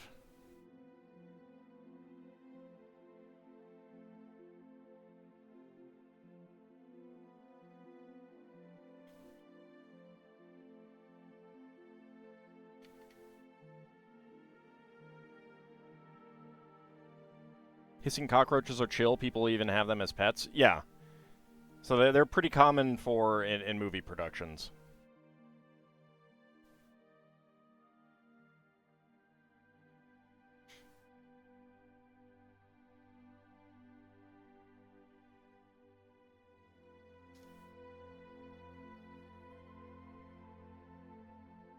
I mean, I would never want one for sure, and I would never want to be around any at all. But they are kind of interesting to read about. Cockroaches are some species of cockroaches actually raise their young. Very interesting social insects. No weirder than spiders as pets? I don't know. I don't know. I would definitely rather have a spider as a pet. Now, I don't want a spider as a pet.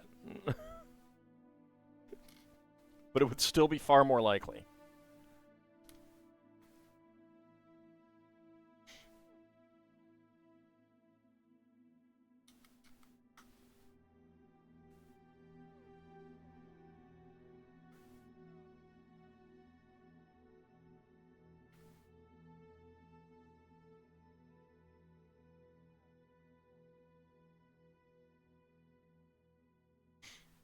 At least a cockroach can't poison you to death like some spiders people keep. Well, yeah. I mean... But also, tarantulas are not poisonous, and that's one of the most popular ones to keep.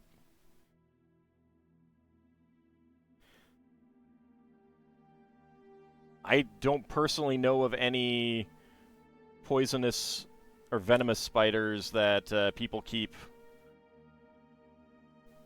though, so I don't know about that. Luckily, I guess. Kind of glad. Tarantulas are also tasty if cooked correctly? No. I don't believe it.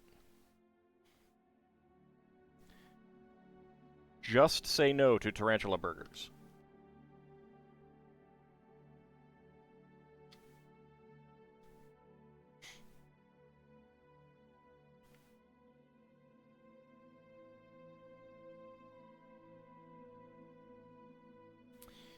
Let's see, that is on there.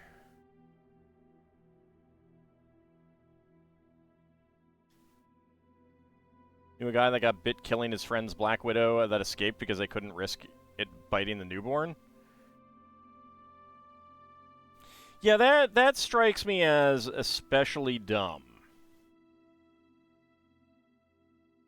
Strikes me as especially dumb. It's kind of like those people who keep venomous snakes, and they have that cult religion thing where they do ceremonies with them, and then inevitably someone dies from one of them. And it feels like, I feel like that could have been foreseen.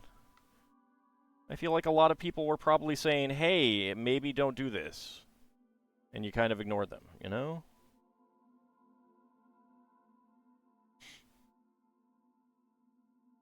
As someone who's afraid of just about every insect in existence, you can't even begin to think why anyone would keep any of them as pets. I know. Right? I mean, like, I'm not scared of them, but I don't like them.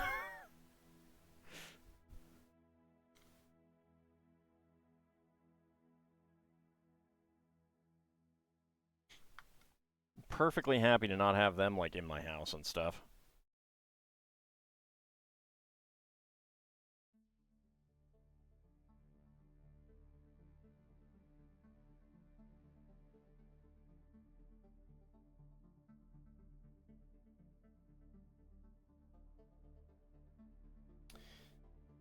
Huh. So we've got four inverted white 2x2 tiles. Only thing I could think of is that they'd be used on the bottom, because you can't use them on the top. Weird. Alright. So I'm not sure if these are extra, so I'm going to set these aside.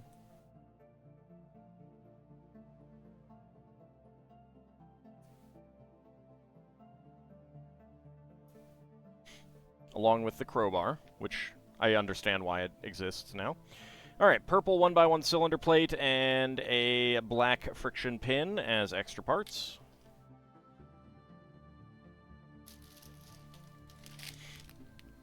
Bag number 10.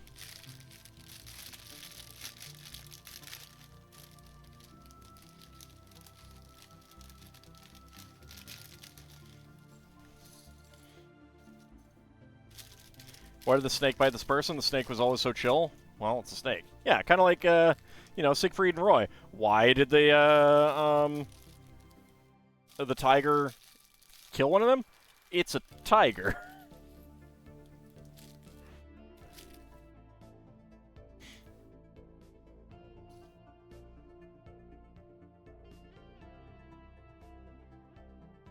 Scorpion the Frog. Yep.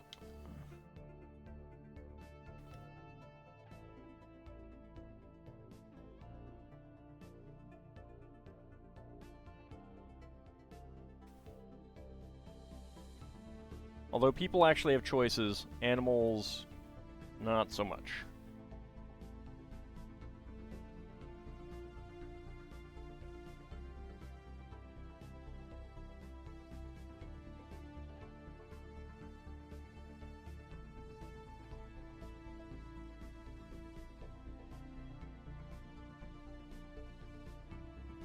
Kind of like the Sherlock Holmes story, The Speckled Band, where Holmes, in the end, sent the spider back through to the murderer, and it bit him instead. It's like, I always found that interesting. How many of the characters in, like, the villains in Holmes stories, basically, like, get hoisted on their own petard and die for it. Even back then, that was pretty common, huh? The very early days of detective fiction.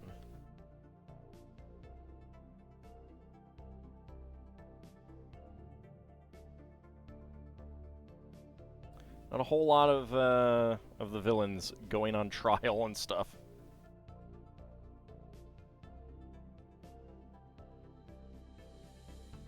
Like, it's basically only those who aren't that bad, kind of thing, who end up going on trial.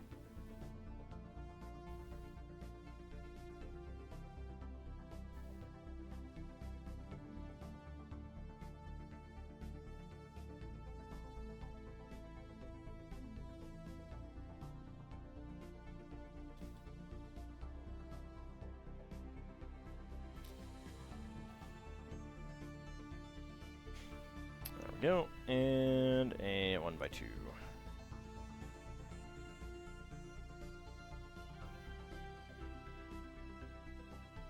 Minor trivia point, Roy did survive the tiger attack. He died of COVID. Ah, okay. I was probably misremembering his death.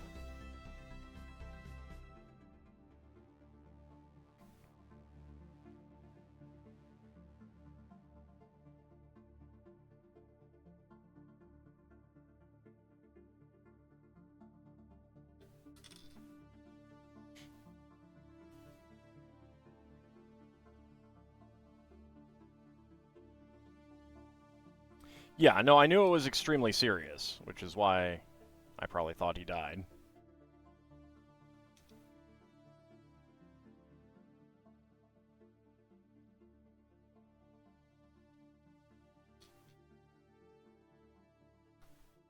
Like, no matter how trained you may think it is still a wild animal.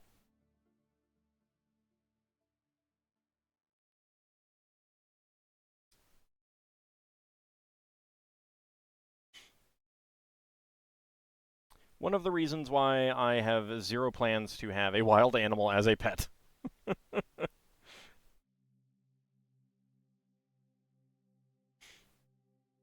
Alright, so we have one of the eggshell pieces there. And a lavender leaf right there. And a 7-petal flower right there. Mind you, about the only wild animal that I would probably even be tempted to get, and have the ability to get as well, would probably be like a raccoon.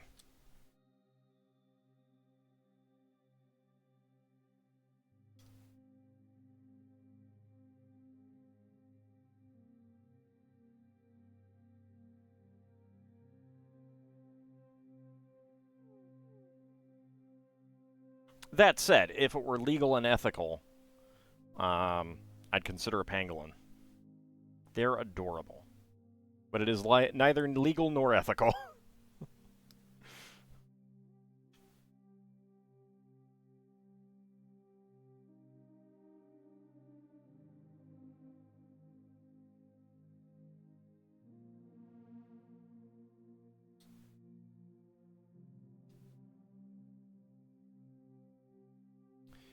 Okay, step 18 is done.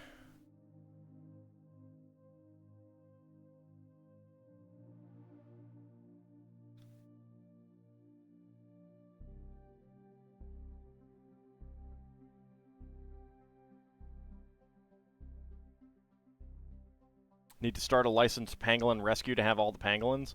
I mean, I feel like it's probably better to send them back.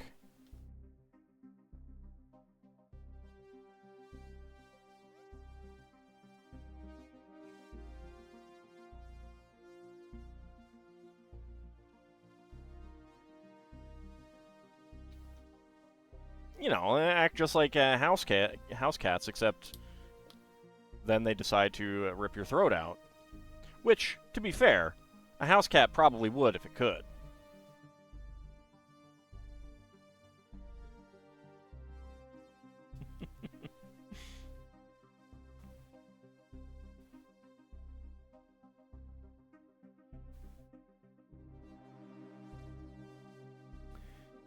Rescue them, rehabilitate them, and send them back, but you have an endless cycle? Well, it's only endless as long as people are trafficking them.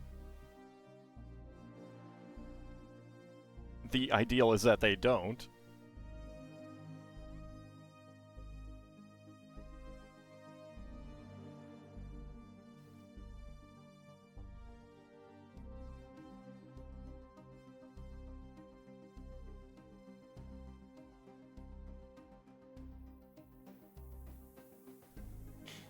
Yeah, I don't think that I would want to trust that, though.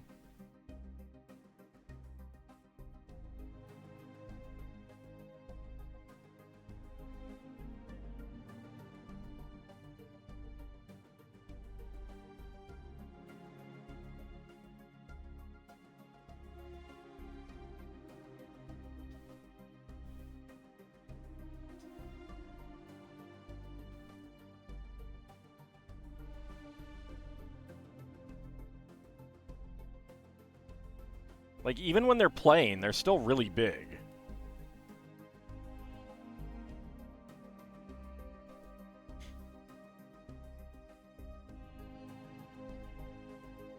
And just go watch Roar, even though that doesn't have cheetahs.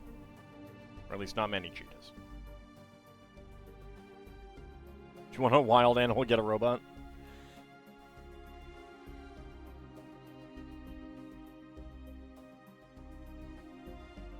I don't know how wild those actually are.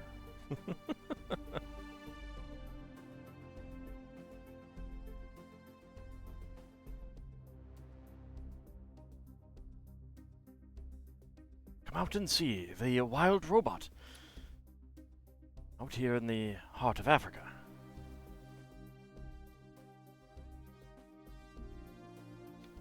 That was my very, very bad,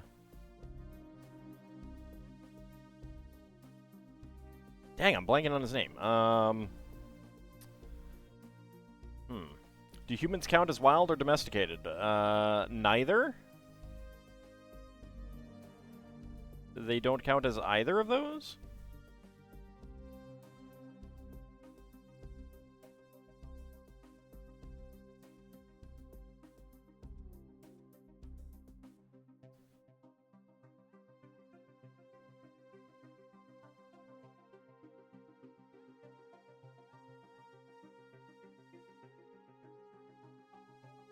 I'm completely blanking on the name of the guy.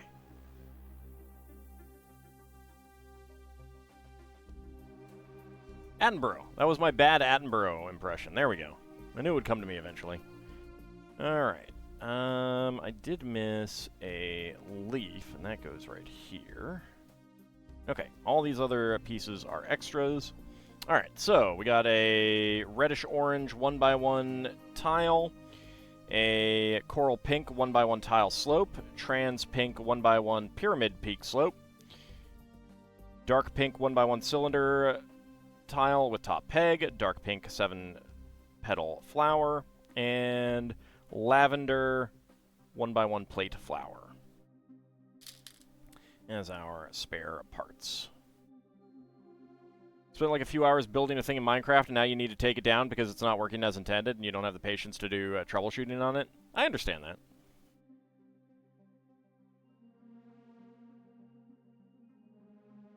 Okay, bag number 11.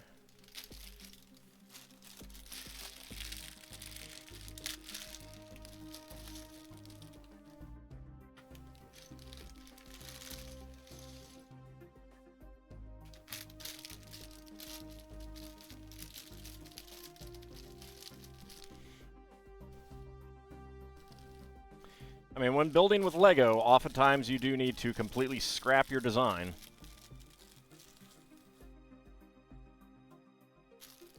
There are multiple things that I've built that went through that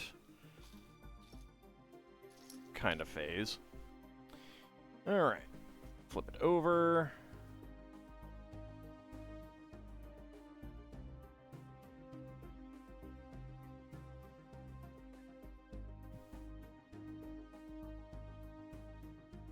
Make me play Shovel Knight? I mean, you can't make me play anything.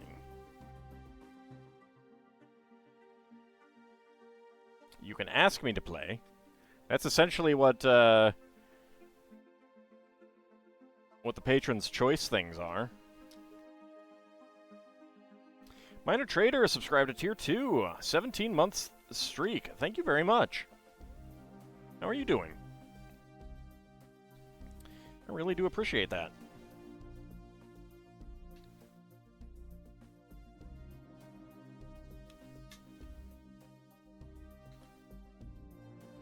Like, I've seen people play Shovel Knight, and I know that I would not be good at it, and I know that it would frustrate me. I could play a little bit of it, and then stop. I mean, that's probably about what you would get out of it.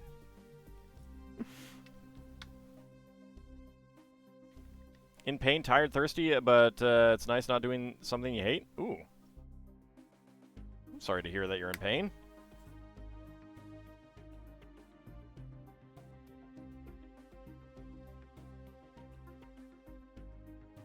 You wish you could redeem your hams for so many retro games?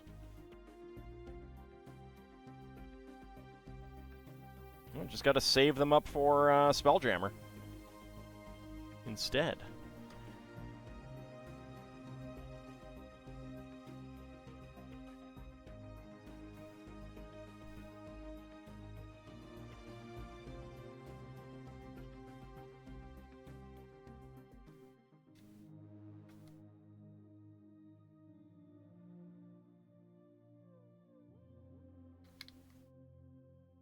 Maybe one day it will return. Maybe one day. Maybe, maybe, maybe. So many maybes.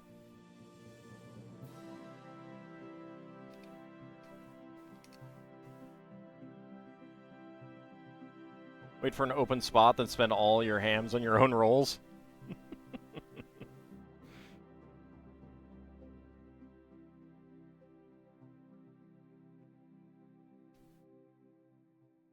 Could just be like James and bribe me. Slip me a little Lincoln under the table before making a roll. Is 2014 old enough to be retro? Retro was very specifically a certain set of game consoles. NES, SNES, Game Boy, Game Boy Advance. Because I had those easy to set up and run. I had most of the ROMs. It was very plug and play. I didn't have to worry about, like, testing things out. I didn't have to worry about settings. I didn't have to go looking for them. If it made a return, it would still be that, because that is what I have easy access to and can easily do.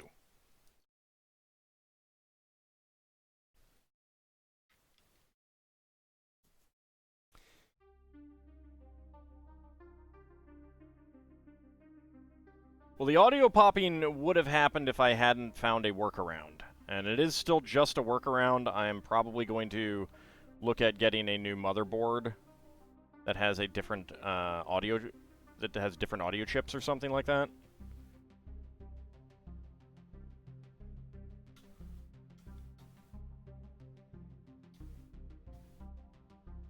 I think that the audio chip is just bad in the one that I got or something. But it is jerry-rigged right now, yeah.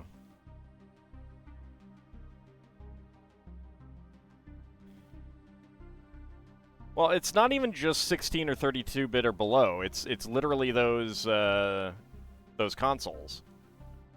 Like, I don't have a Genesis thing set up. I don't have the ROMs, so I can't do that. I don't have, like, N64 emulator. I don't have the ROMs. The only other thing that I could do is also anything that's on the Switch Virtual Console. I could do those.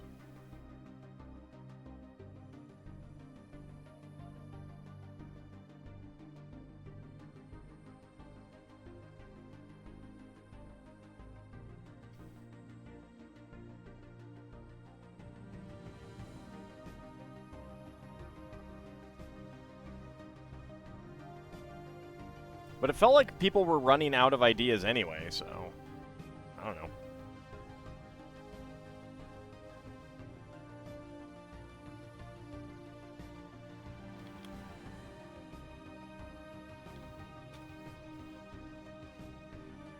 I too appreciate a good Mountain Dew.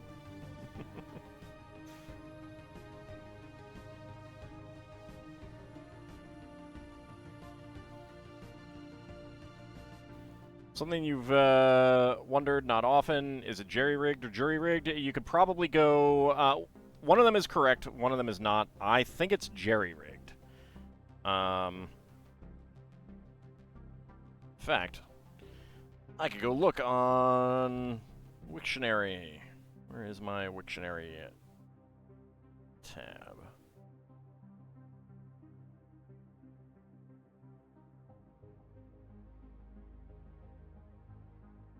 Let's see.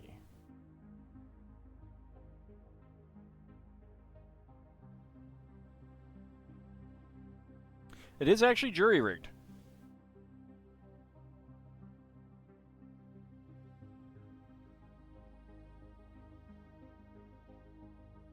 From jury for a temporary use makeshift and rig. It's been in use since at least 1788. So it is jury. Because it's a conflation with Jerry built, which I've never heard before. So there we go. Jury rigged.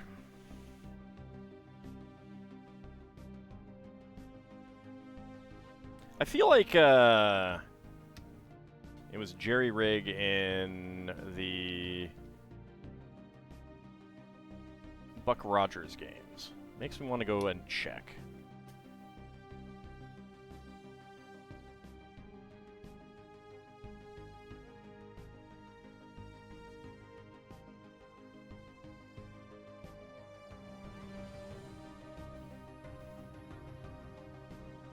Well, I have not played Fallout New Vegas. Although I do know of someone who really, really wants me to play that, so I may one day.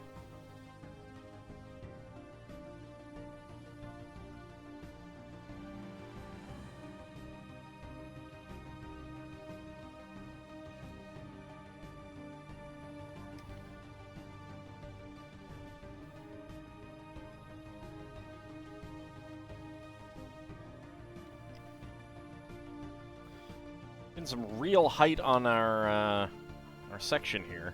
2 full bricks of height here.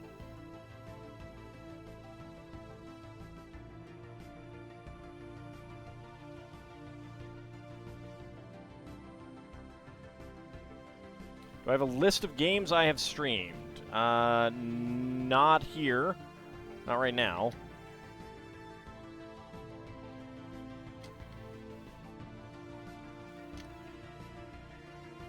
Yeah, I mean, if everyone knows what jerry-rig means, then jerry-rig is also correct.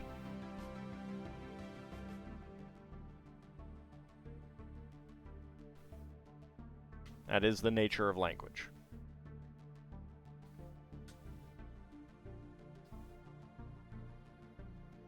I mean, I'm not currently going to be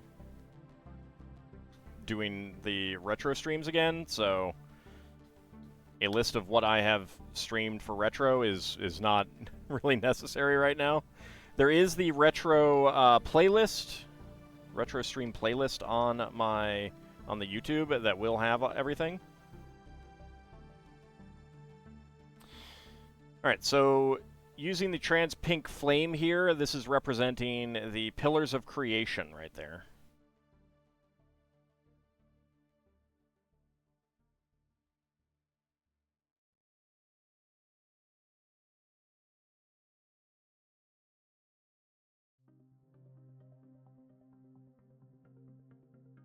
There's a tooth piece there.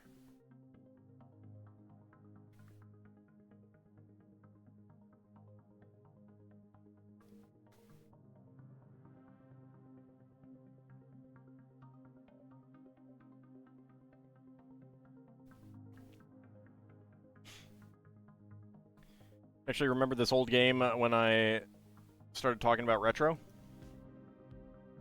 I mean, you can mention the game. I remember most of the games that I played, so. Really tired of non-legitimate copyright claims on VODs when you upload to YouTube? Yeah, that is a serious, serious issue.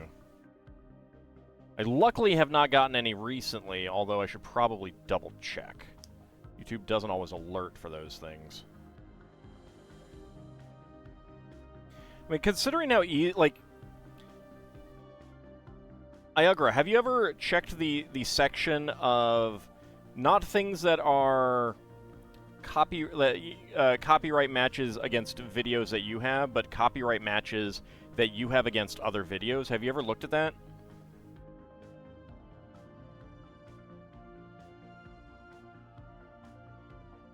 It is bizarre. Basically, if anyone uploads anything Xenogears, I get Oh, yep, ads. All right. Oh, wait.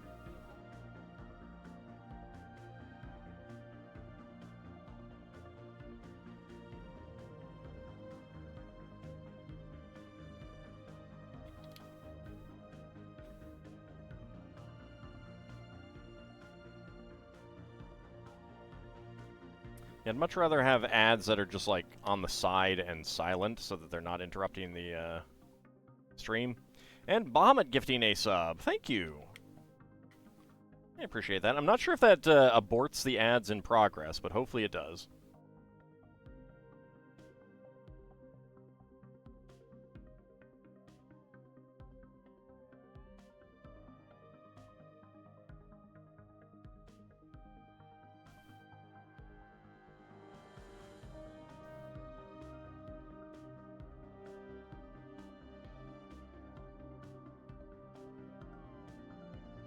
No worries, no worries.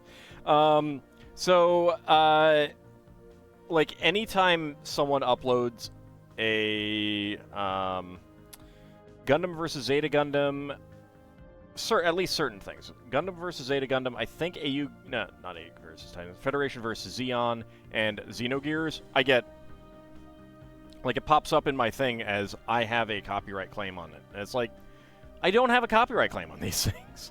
They're not even good matches. Like, someone will put up the Japanese version of one of those games, and it'll say that it's a match. And it's like, no, that is most clearly not a match. It's like the aspect ratio will be off, and it'll say it's a match. It is so friggin' ridiculous. If it's that easy to do, like, that's terrible. Well, they're not really pop-ups. It's a section that you have to actually go into. I don't remember exactly where it is.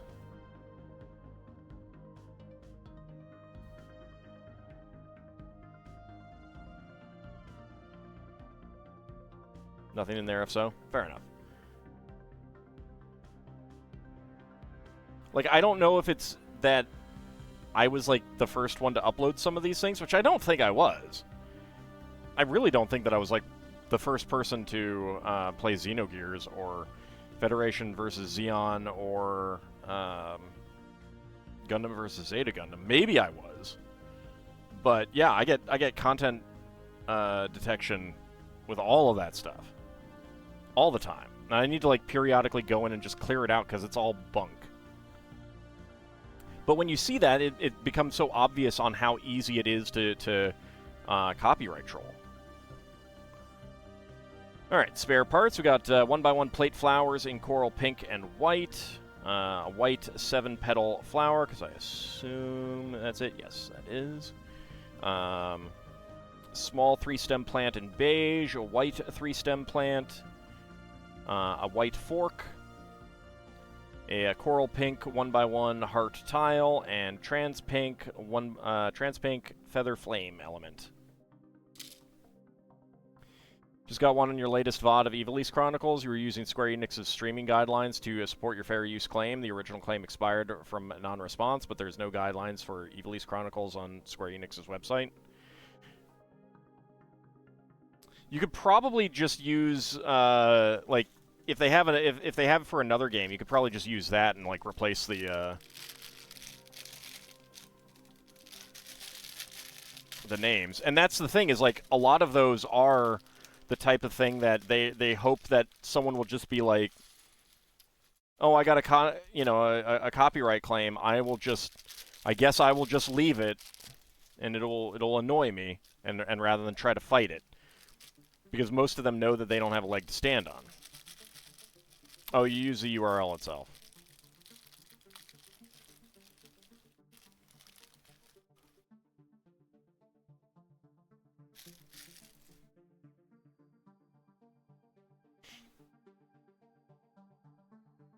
Yeah, I don't know. I don't even, like, look at that.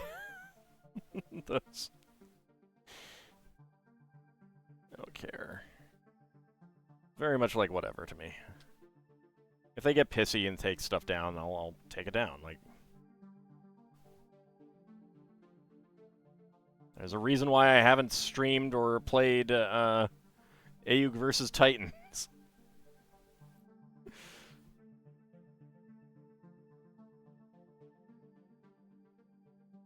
I should look into that again, though.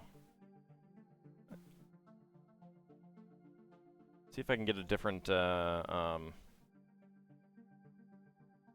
I've got a much better hardware now. I could probably stream PlayStation 2 stuff now.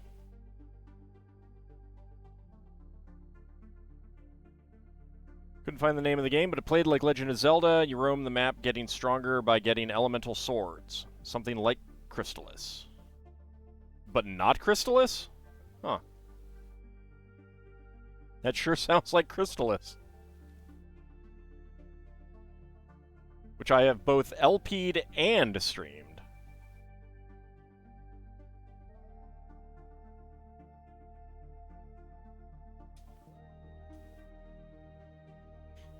They know how any ad revenue is going to go to them before the claim expires. After 30 days, most viewers who are going to watch it have, and ad revenue will drop. Yeah. Yeah, the game that I have played is Crystal. Is. I-S.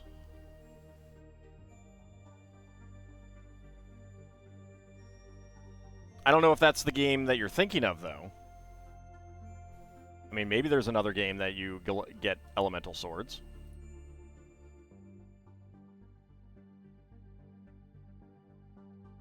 But yeah, I have both an original LP that was my 100 subscriber special, and I did a restream of it many years back.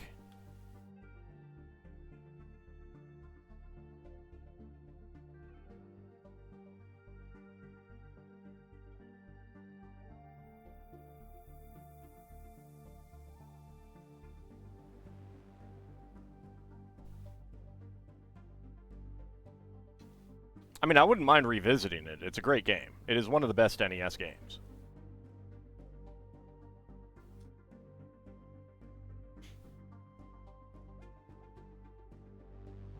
Crystallis. Oh. Right. She had the console setup that was really messed up on audio.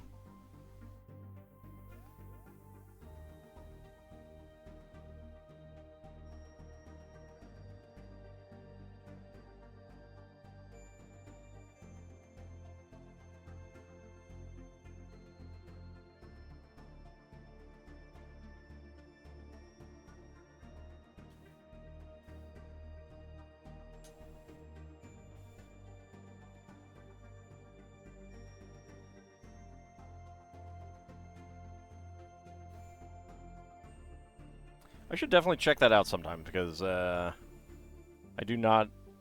I don't know that I saw her playing that. I probably would have watched. Then again, I might just not remember it. That's possible, too. I'm not getting any younger. I'm old. The memory, it is a failing.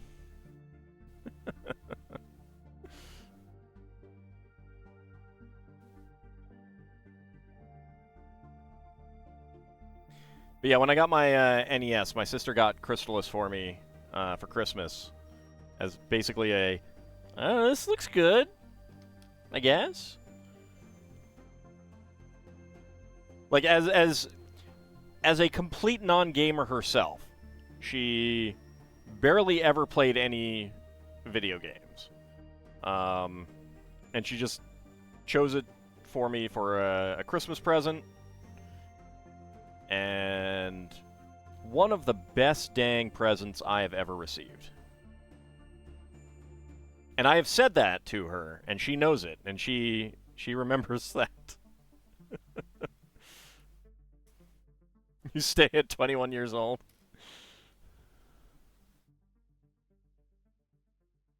Well, Spotify thinks that I'm a good almost 15 years older than I am, based on my music tastes, apparently. Oh, you listen to 80s music. You must have been almost an adult in the 80s then. Right? No, that's not how it works.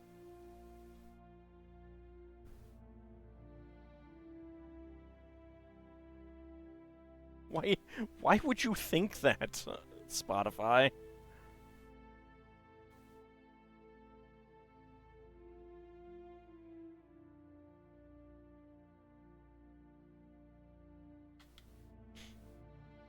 And someone I follow on Blue Sky, they're said that they were 80. I don't know how old they are exactly, but I don't think they're older than like in their 50s.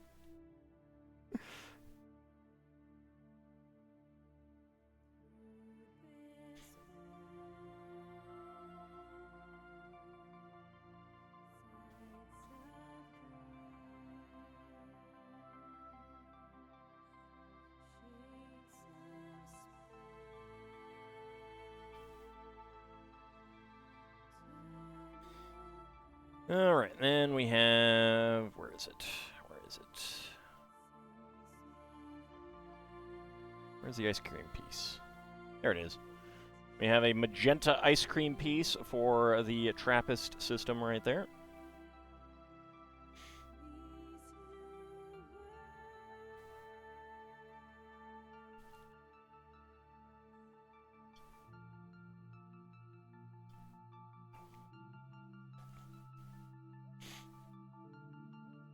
It's just like absolutely bizarre. Like they do not expect someone who lived through the 80s as a child would listen to 80s music or something. I don't get it. It was very weird. Shudder to think what the Spotify algorithm would place you in. You will bounce between big band, death metal, classical, pop, agrotech, EDM, disco. Well, add to the fact that, like, I listened to so much synthwave this year that it dominated my, my charts kind of thing, that none of the songs that I had on last year were on this year. And it still thinks that I'm that old. Like... The synthwave stuff that's come out in the last couple years? It's just weird. Absolutely bizarre.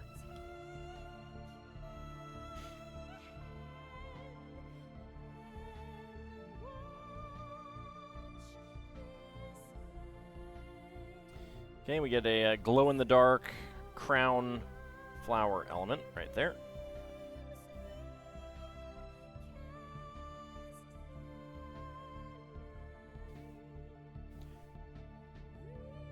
But, like, Spotify specifically called out the 80s music as why it put me at that listening age. It wasn't anything else. They think I am weird, absolutely bizarre. I mean, that's possible. That is definitely possible. It has been said that I have eclectic tastes in music.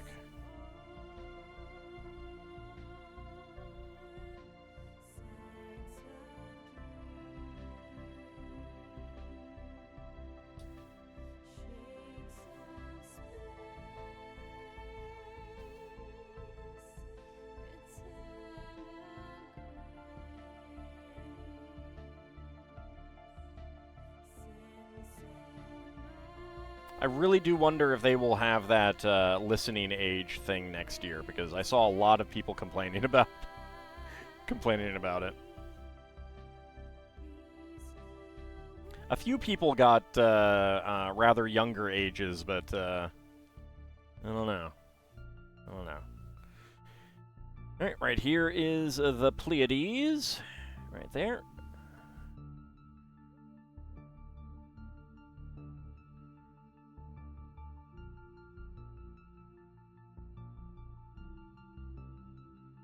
Yahoo Messenger.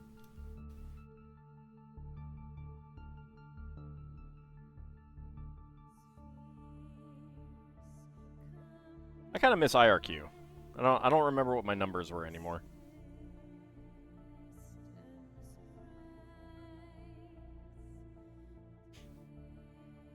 I don't think that I could recover that stuff.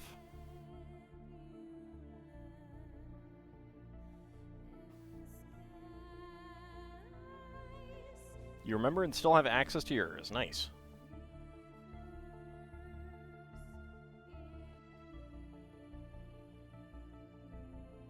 I don't think anyone that I talked to on IRQ still uses it, so...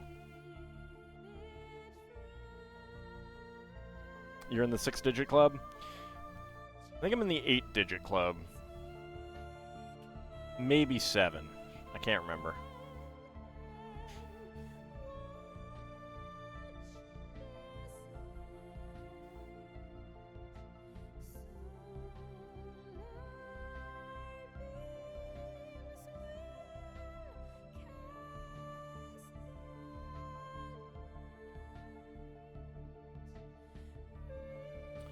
Blue 1x2 there. Get some nice light blue here.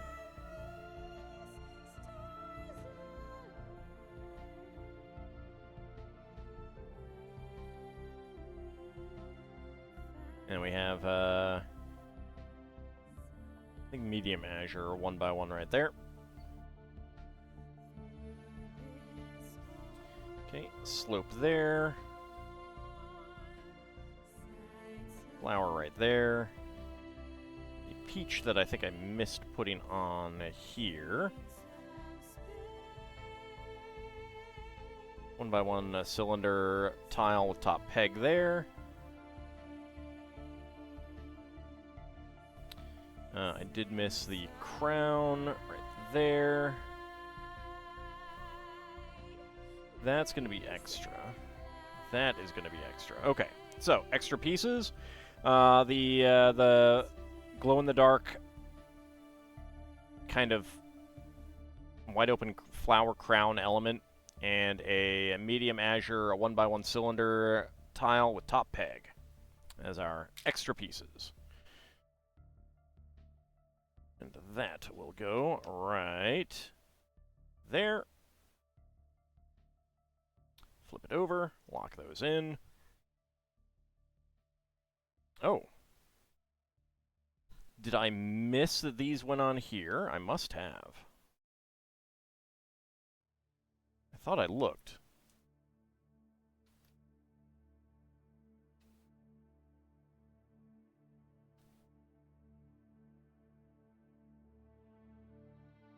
IRQ now says service stopped working. You can chat with friends with VK Messenger or with colleges with VK Workspace. Shut down June 24th, 2024. Wow.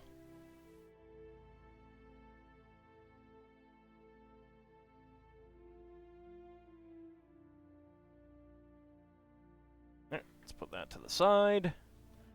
Get another... Is my microphone picking that sound up? It is, kind of.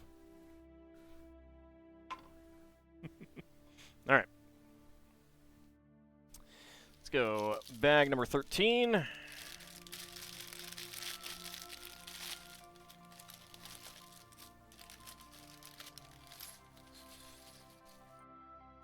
Makes a nice ring when it's dropped.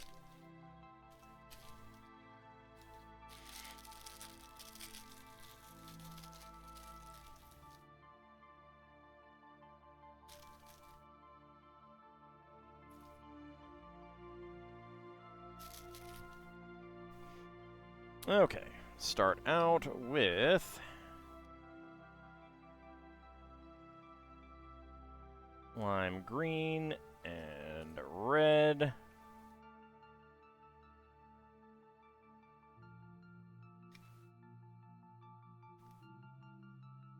we go. Okay. Lime green 2x6. And some beige plates.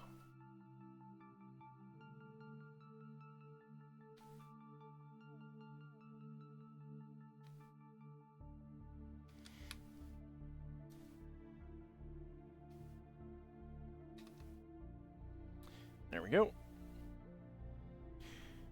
I kind of wonder how many of the old IRC channels that I was involved in are still active. I imagine most of them have moved to Discord. Alright, Iagra, have a good rest of your day at work. I hope it passes swiftly.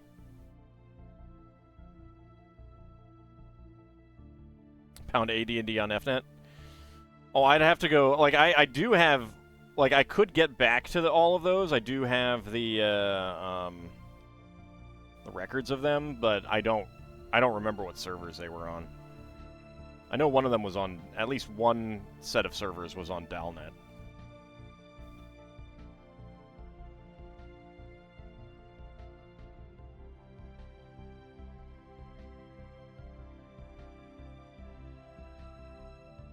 I tried. I didn't really like it. I've tried play-by-post in both forums and IRC, and didn't really do it for me.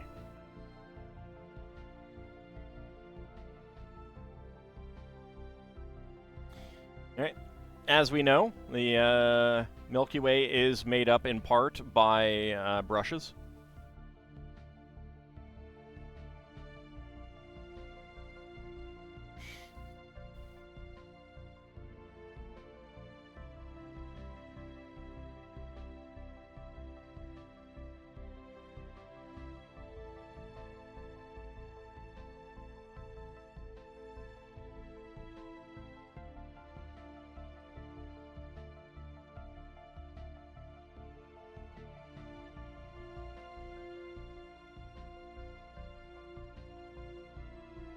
Okay, we have another light aqua, small stem going in there.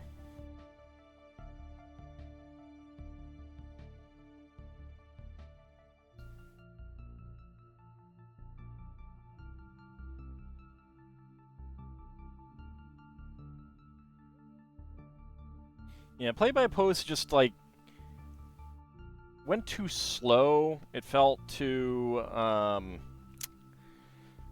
don't know. Lost interest too fast. Some of it may have been the people I was playing with. To be fair, one of the groups, it definitely broke down when there was a interpersonal issue.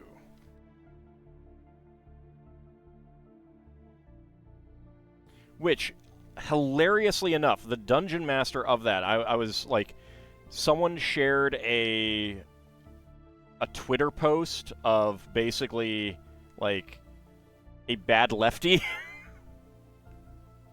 And I was like, I saw that and I was like, holy crap, I know that person. I played D&D with that person. Yeah, the commentary that the person was making was absolutely correct. Like, talk about a small world situation, you know?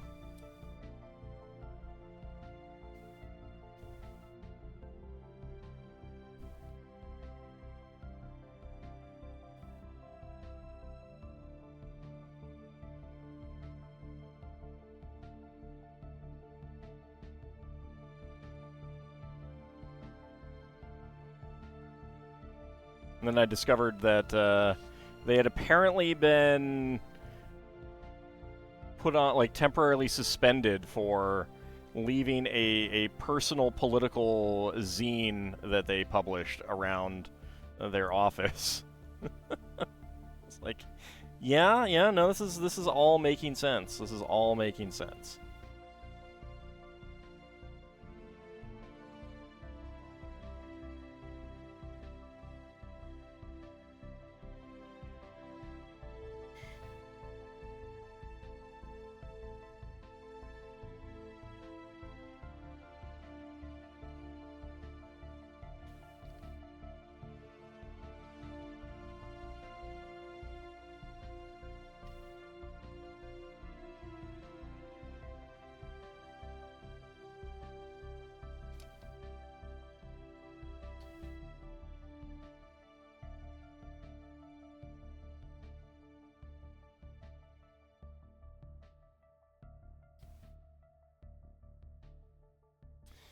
Alright, so light blue flower. Hermit crab, unfortunately unprinted, no little eyeballs there, but get that on there. And since it's a hermit crab, this goes in right here as the Crab Nebula.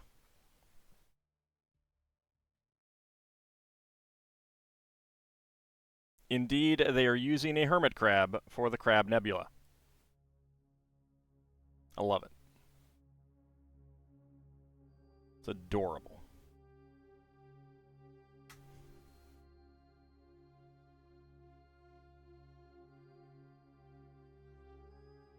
Plus, it's always nice to get more hermit crabs. And as you know, Milky Way is also made up of whisks.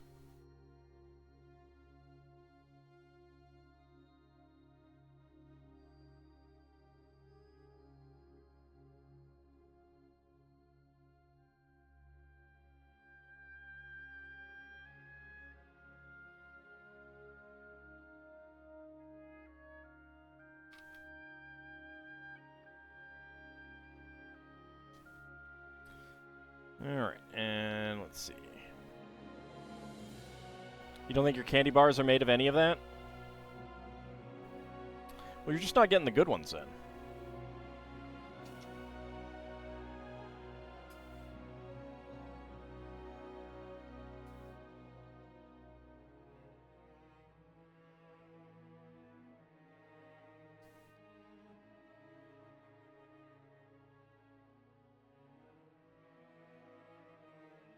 I mean, we're really getting to see the galaxy's creamy nougat centering with all of this.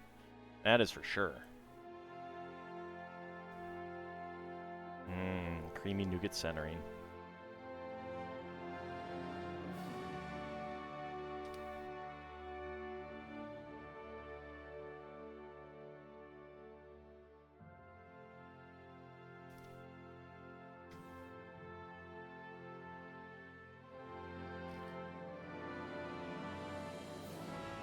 Everything's better with creamy nougat centering, including you guys.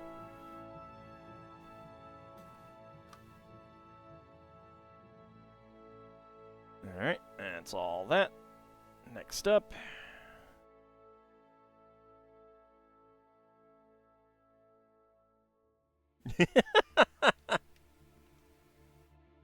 It's true, though.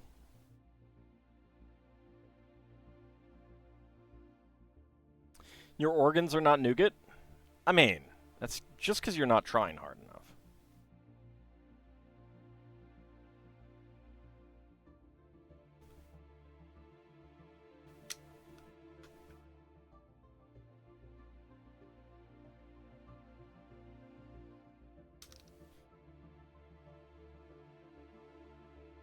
A man is more than a rich nougat center. Is he, though? Is he? I don't know. I don't know. Not sure that I agree. Oops, I missed that one. Missed that one. There we go.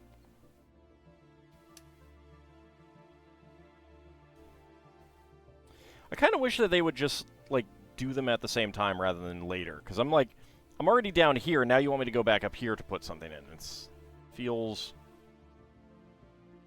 weird. Alright. Looks like that is it for those. Alright, so, blue 1x1 cylinder plate, another one of the pearlescent gems.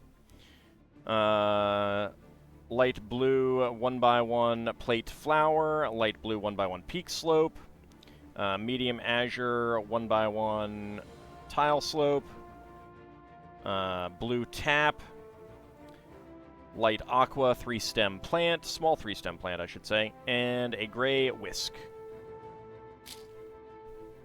To whisk you away.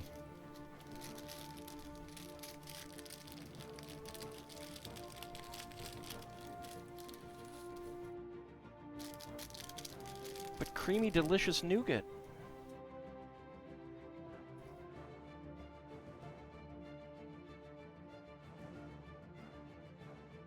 You whisk me into a pie. This isn't young Einstein. I'm no kitty.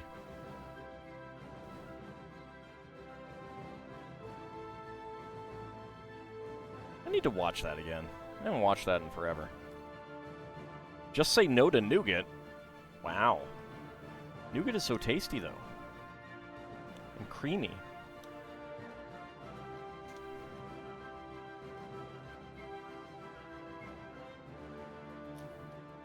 The best thing is when you see the Imp's Creamy Nougat centering in Doom.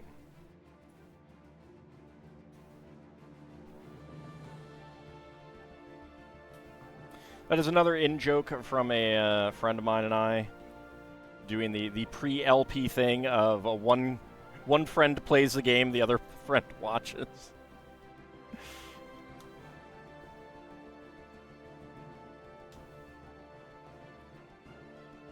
He saved it. He saved the kitties. I'm not the monster. I didn't put that to script or film.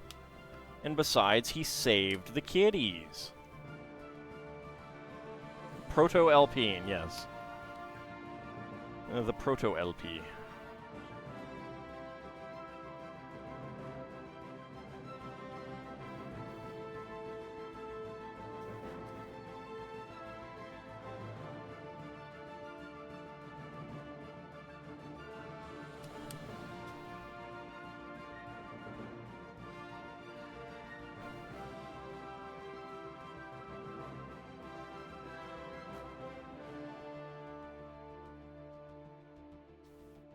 Got 3 radar dishes, speckled radar dishes. There are no speckled bands, though.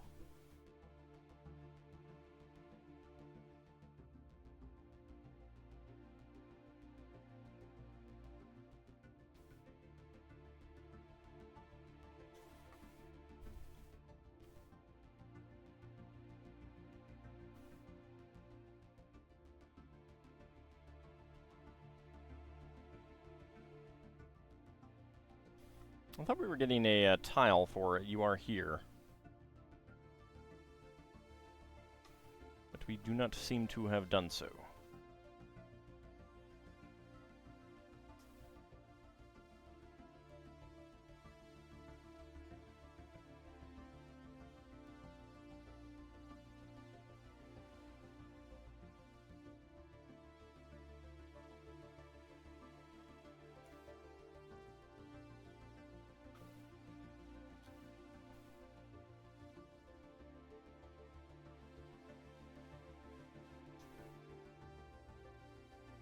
It's freckled, which is sort of like being speckled. That's true.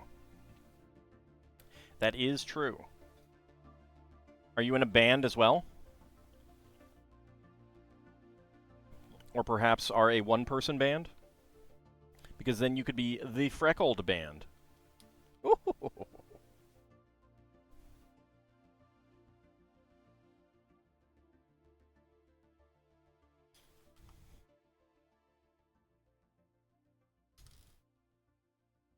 That landed almost in its exact right place. Nice. You like musical aptitude? But are you musically aptitude? Wait. That didn't quite work. But you lack it. Well, there you go. I mean, you could still play in a band. They might not be a good band, but it'd still be a band.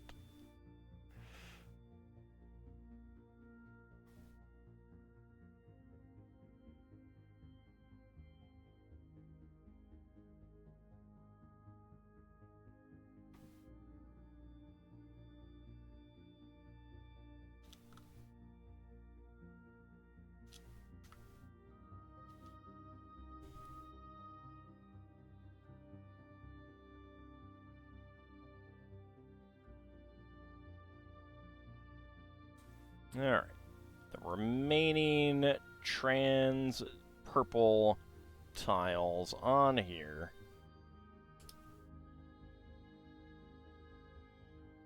Bass players still play in bands? Wow. Wow. So mean. What did a bass player do to you?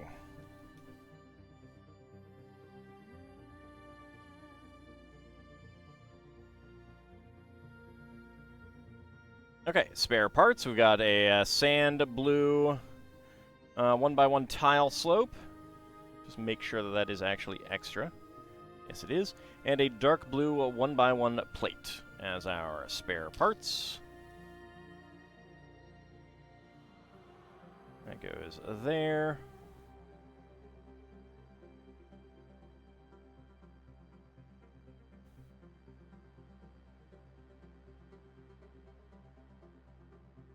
Okay.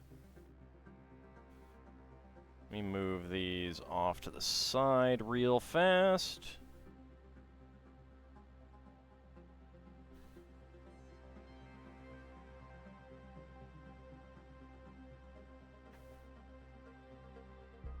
Get our frame up here. It's going to be a real frame. You know?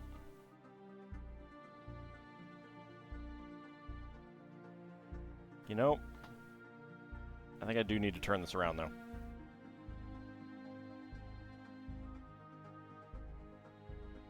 That's going to be easier. There we go.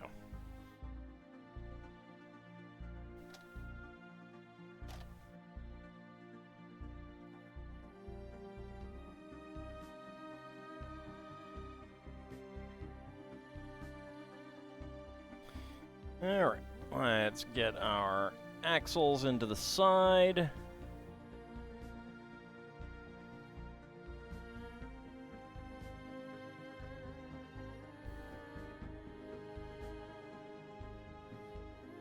It's definitely starting to come together now.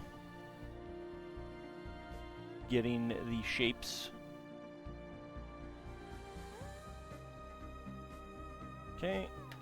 Let's flip it over.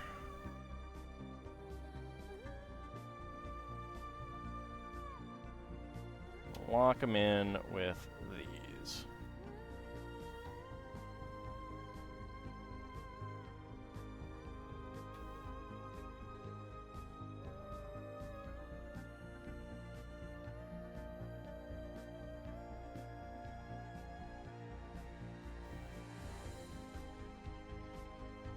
There we go. So all locked in. And that's it. Okay. So we got the frame and 2/5 of the artwork itself almost done. Well, done. Wonder if anyone got why you said David was... Nope. I'd have to go back and look.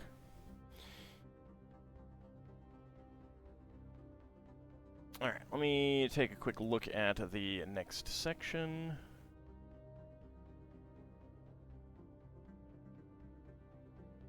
Hold on. Yeah, there is supposed to be a "You Are Here" sticker, like, tile right here.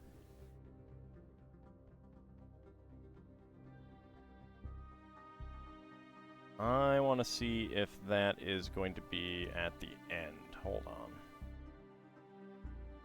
Little spoiler. Yes. Yeah, okay, so that's at the end. Alright. Good to know. Alright. That's okay. Alright, so that is about where we're going to wrap up with the actual build tonight. Because, we need to finish it up next time, which is about that much. So we've got 3/5 left to do. Oh, right. David the Gnome, right. No, I missed that. I missed why that was. I thought it was just the usual gnome hate. Alright, but before we wrap things up, we do have some things to do. First of all, double check, that's there. Okay. We have the Minecraft Advent Calendar. 24 gifts. Alright, let's go ahead and turn that around.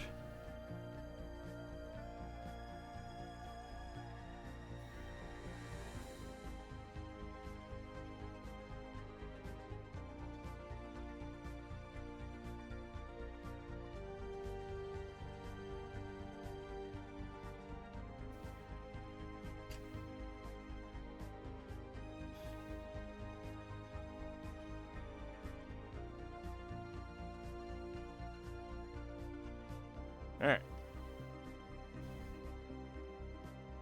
So a nice Minecraft house and everything. Alright, so since it is the 3rd, we will do a 1, 2, and 3. Next week we probably won't, next Wednesday we probably won't do the full week, so that we have an even, roughly even between Wednesday and Friday. But let's go ahead and see what our first gift is. Under number 1. Okay, so that is going to be Alex with a present.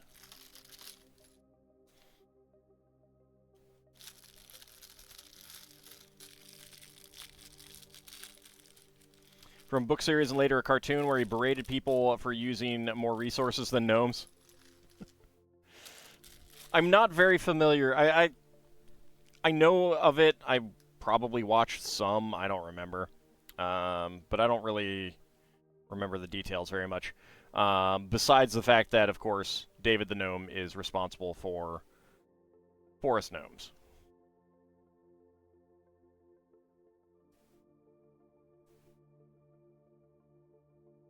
To be fair, not the best of gnomes. Okay. And a stick.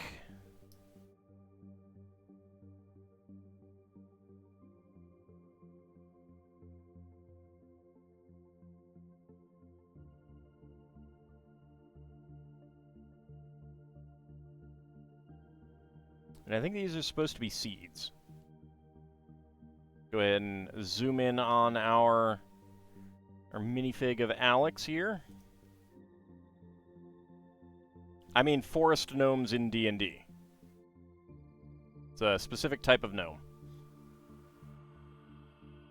So a creeper t-shirt and a tile with a seed print. We got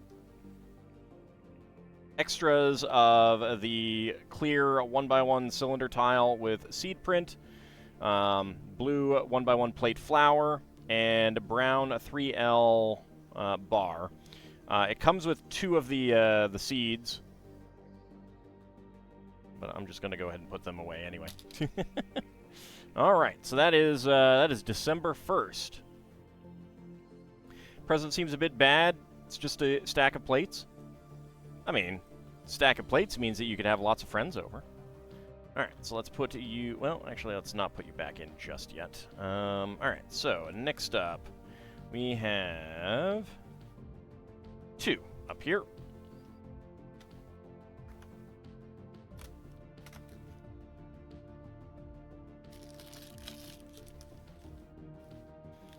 Okay, I assume this is like a little tree.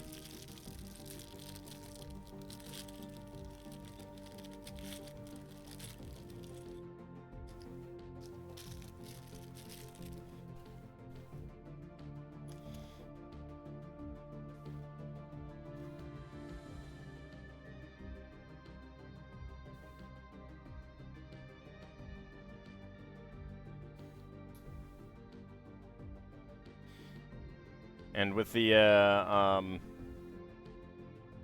1x1, the 2x2 tiles with center stud, it makes it very easy to break it apart into blocks. There is a base for it. And a Minecraft axe. So that's our second day Advent. And, oh, whoops. I forgot to zoom out. I'm sorry.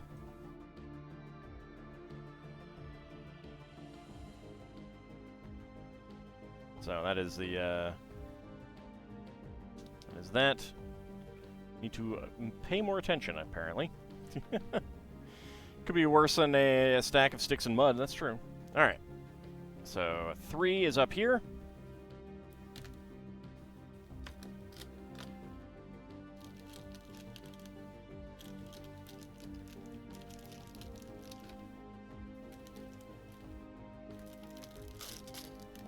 Little stuck there.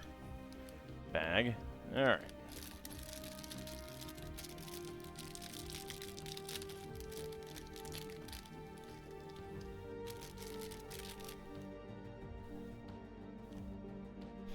Alright, so we have a crafting table. Right there. And a torch.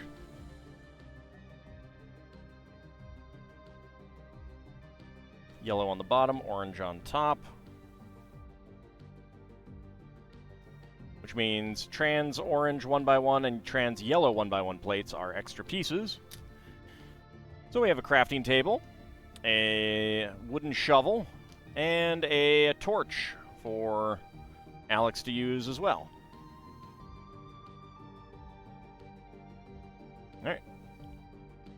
So let's go ahead and put them back in there. Close that up. Put that one back in there. Close that one up. And put these back in there. There we go. Alright, so on Friday we will do 2 more days of the Minecraft Advent Calendar. Alright. Let's go ahead and slide that to the side. And we are just going to do one minifig tonight. Because we finished up one set, and I want to save the other set for when we finish up the Advent Calendar. Alright, so let's go ahead and get you out.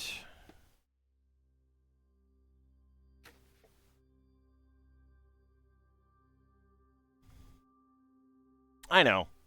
Part of it is like, there's going to come a point, if I keep doing this, that I'm going to run out of minifigs. Like, I'm doing a lot of old sets now. Alright, 6, so we're here. 1, 2, 3, 4, 5, 6. Alright, I'll just roll a d6 again. 1. Alright. So yeah, like, eventually I will run out of minifigs to open. They do not produce them fast enough, and now that they're, like, here there were 16. There aren't 16, there's now only 12, so. Alright, let's start a prediction. You can all guess what is inside the minifig pack. Get your predictions in. Alright, so let's see. Where's my pen? Alright, so 15 for Not a Rogue AI, that is the Lady Cyclops. 4 for Bahamut, that is the Snake Charmer. So, Lel Bunny, David the Gnome, and all of his gnomes, not David specifically, but the gnomes of David the Gnome are basically forest gnomes in D&D. They were only introduced in the Complete Book of Gnomes and Halflings. They wanted to fill out the gnome species. They had rock gnomes, and they needed to name them. They had tinker gnomes, and they had Svirfneblin, which are deep gnomes. So they wanted another one, so they looked at one of the only gnome things around, garden gnomes and David the Gnome, and made forest gnomes. So we have a Leonin Mall Santa Claus. Aren't D&D gnomes much larger than David? Yes. Forest gnomes are the shortest of all the gnomes. They're generally 2 feet or so. So yeah, they're bigger than David the Gnome. They're not like the gnomes from David the Gnome completely transported into D&D. They're just strongly inspired by David the Gnome, just like halflings are strongly inspired by Tolkien's hobbits. They're not hobbits. They're strongly inspired by. Since you missed Friday, this week's guest comes from that, a Minotaur Green Army soldier toy mold maker. Alright, predictions are just about closed. Let's go ahead and get my timer up.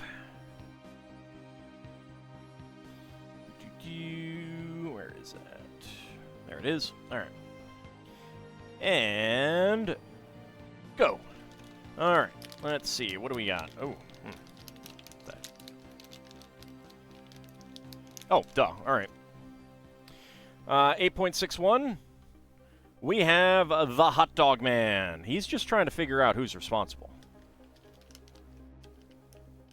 He's just trying to figure out who's responsible. One didn't get a guess. That oftentimes happens when there aren't too many people in the stream, unfortunately. All did it, Hot Dog Man. I figured out who's responsible.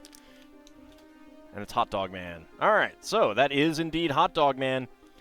Like I said, he's just trying to figure out who's responsible. Alright, that is going to be within 20 seconds. Complete that prediction.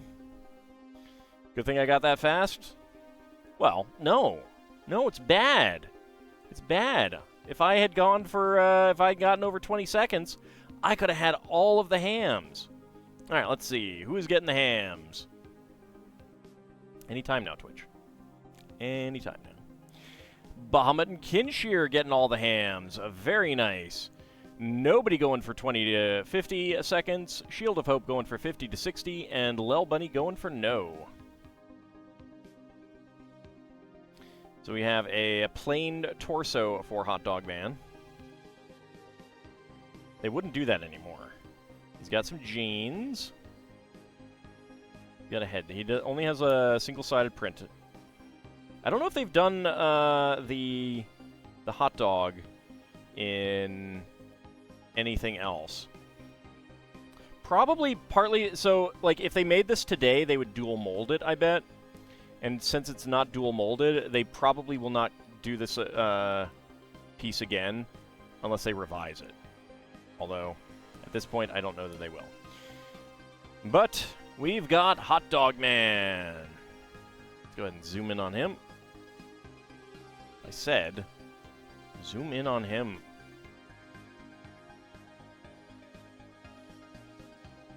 He's just trying to figure out who's responsible. I love this costume. This is a great costume. I think this and the peas, the pea pod costume, I think those are some of my favorites. Although maybe the corn, I don't know. No, they're all really good. They're all really good. It's a shame we're not... Like, I like all of the animal costumes that we're going to get in January. At the same time, I'm going to miss not having another food costume. Alright, so that is our second Hot Dog Man. Just trying to figure out who's responsible. And I think that that is going to wrap us up for tonight. Just one minifig for tonight, and probably one minifig until the end of the month or close to it. Let's see.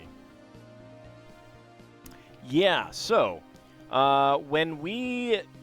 On the 26th, we will return to having multiple minifigs. But for now, just the one. So I want to thank you guys for coming on out. We will be back on Friday to finish up our pretty cool-looking map of the galaxy, the Milky Way. We will be back on Saturday for some more Spelljammer. Monday, we will be back to Dragon Quest 2. I'm sorry, we'll be back to Dragon Quest 2. And next Wednesday is going to be the day that we should be starting the Enterprise. I should have it by then. I thought I'd have it today. I was really hoping that it would get here, but it didn't. Anyway, I want to thank you guys for coming on out, and I shall see you next time. See you then, everyone.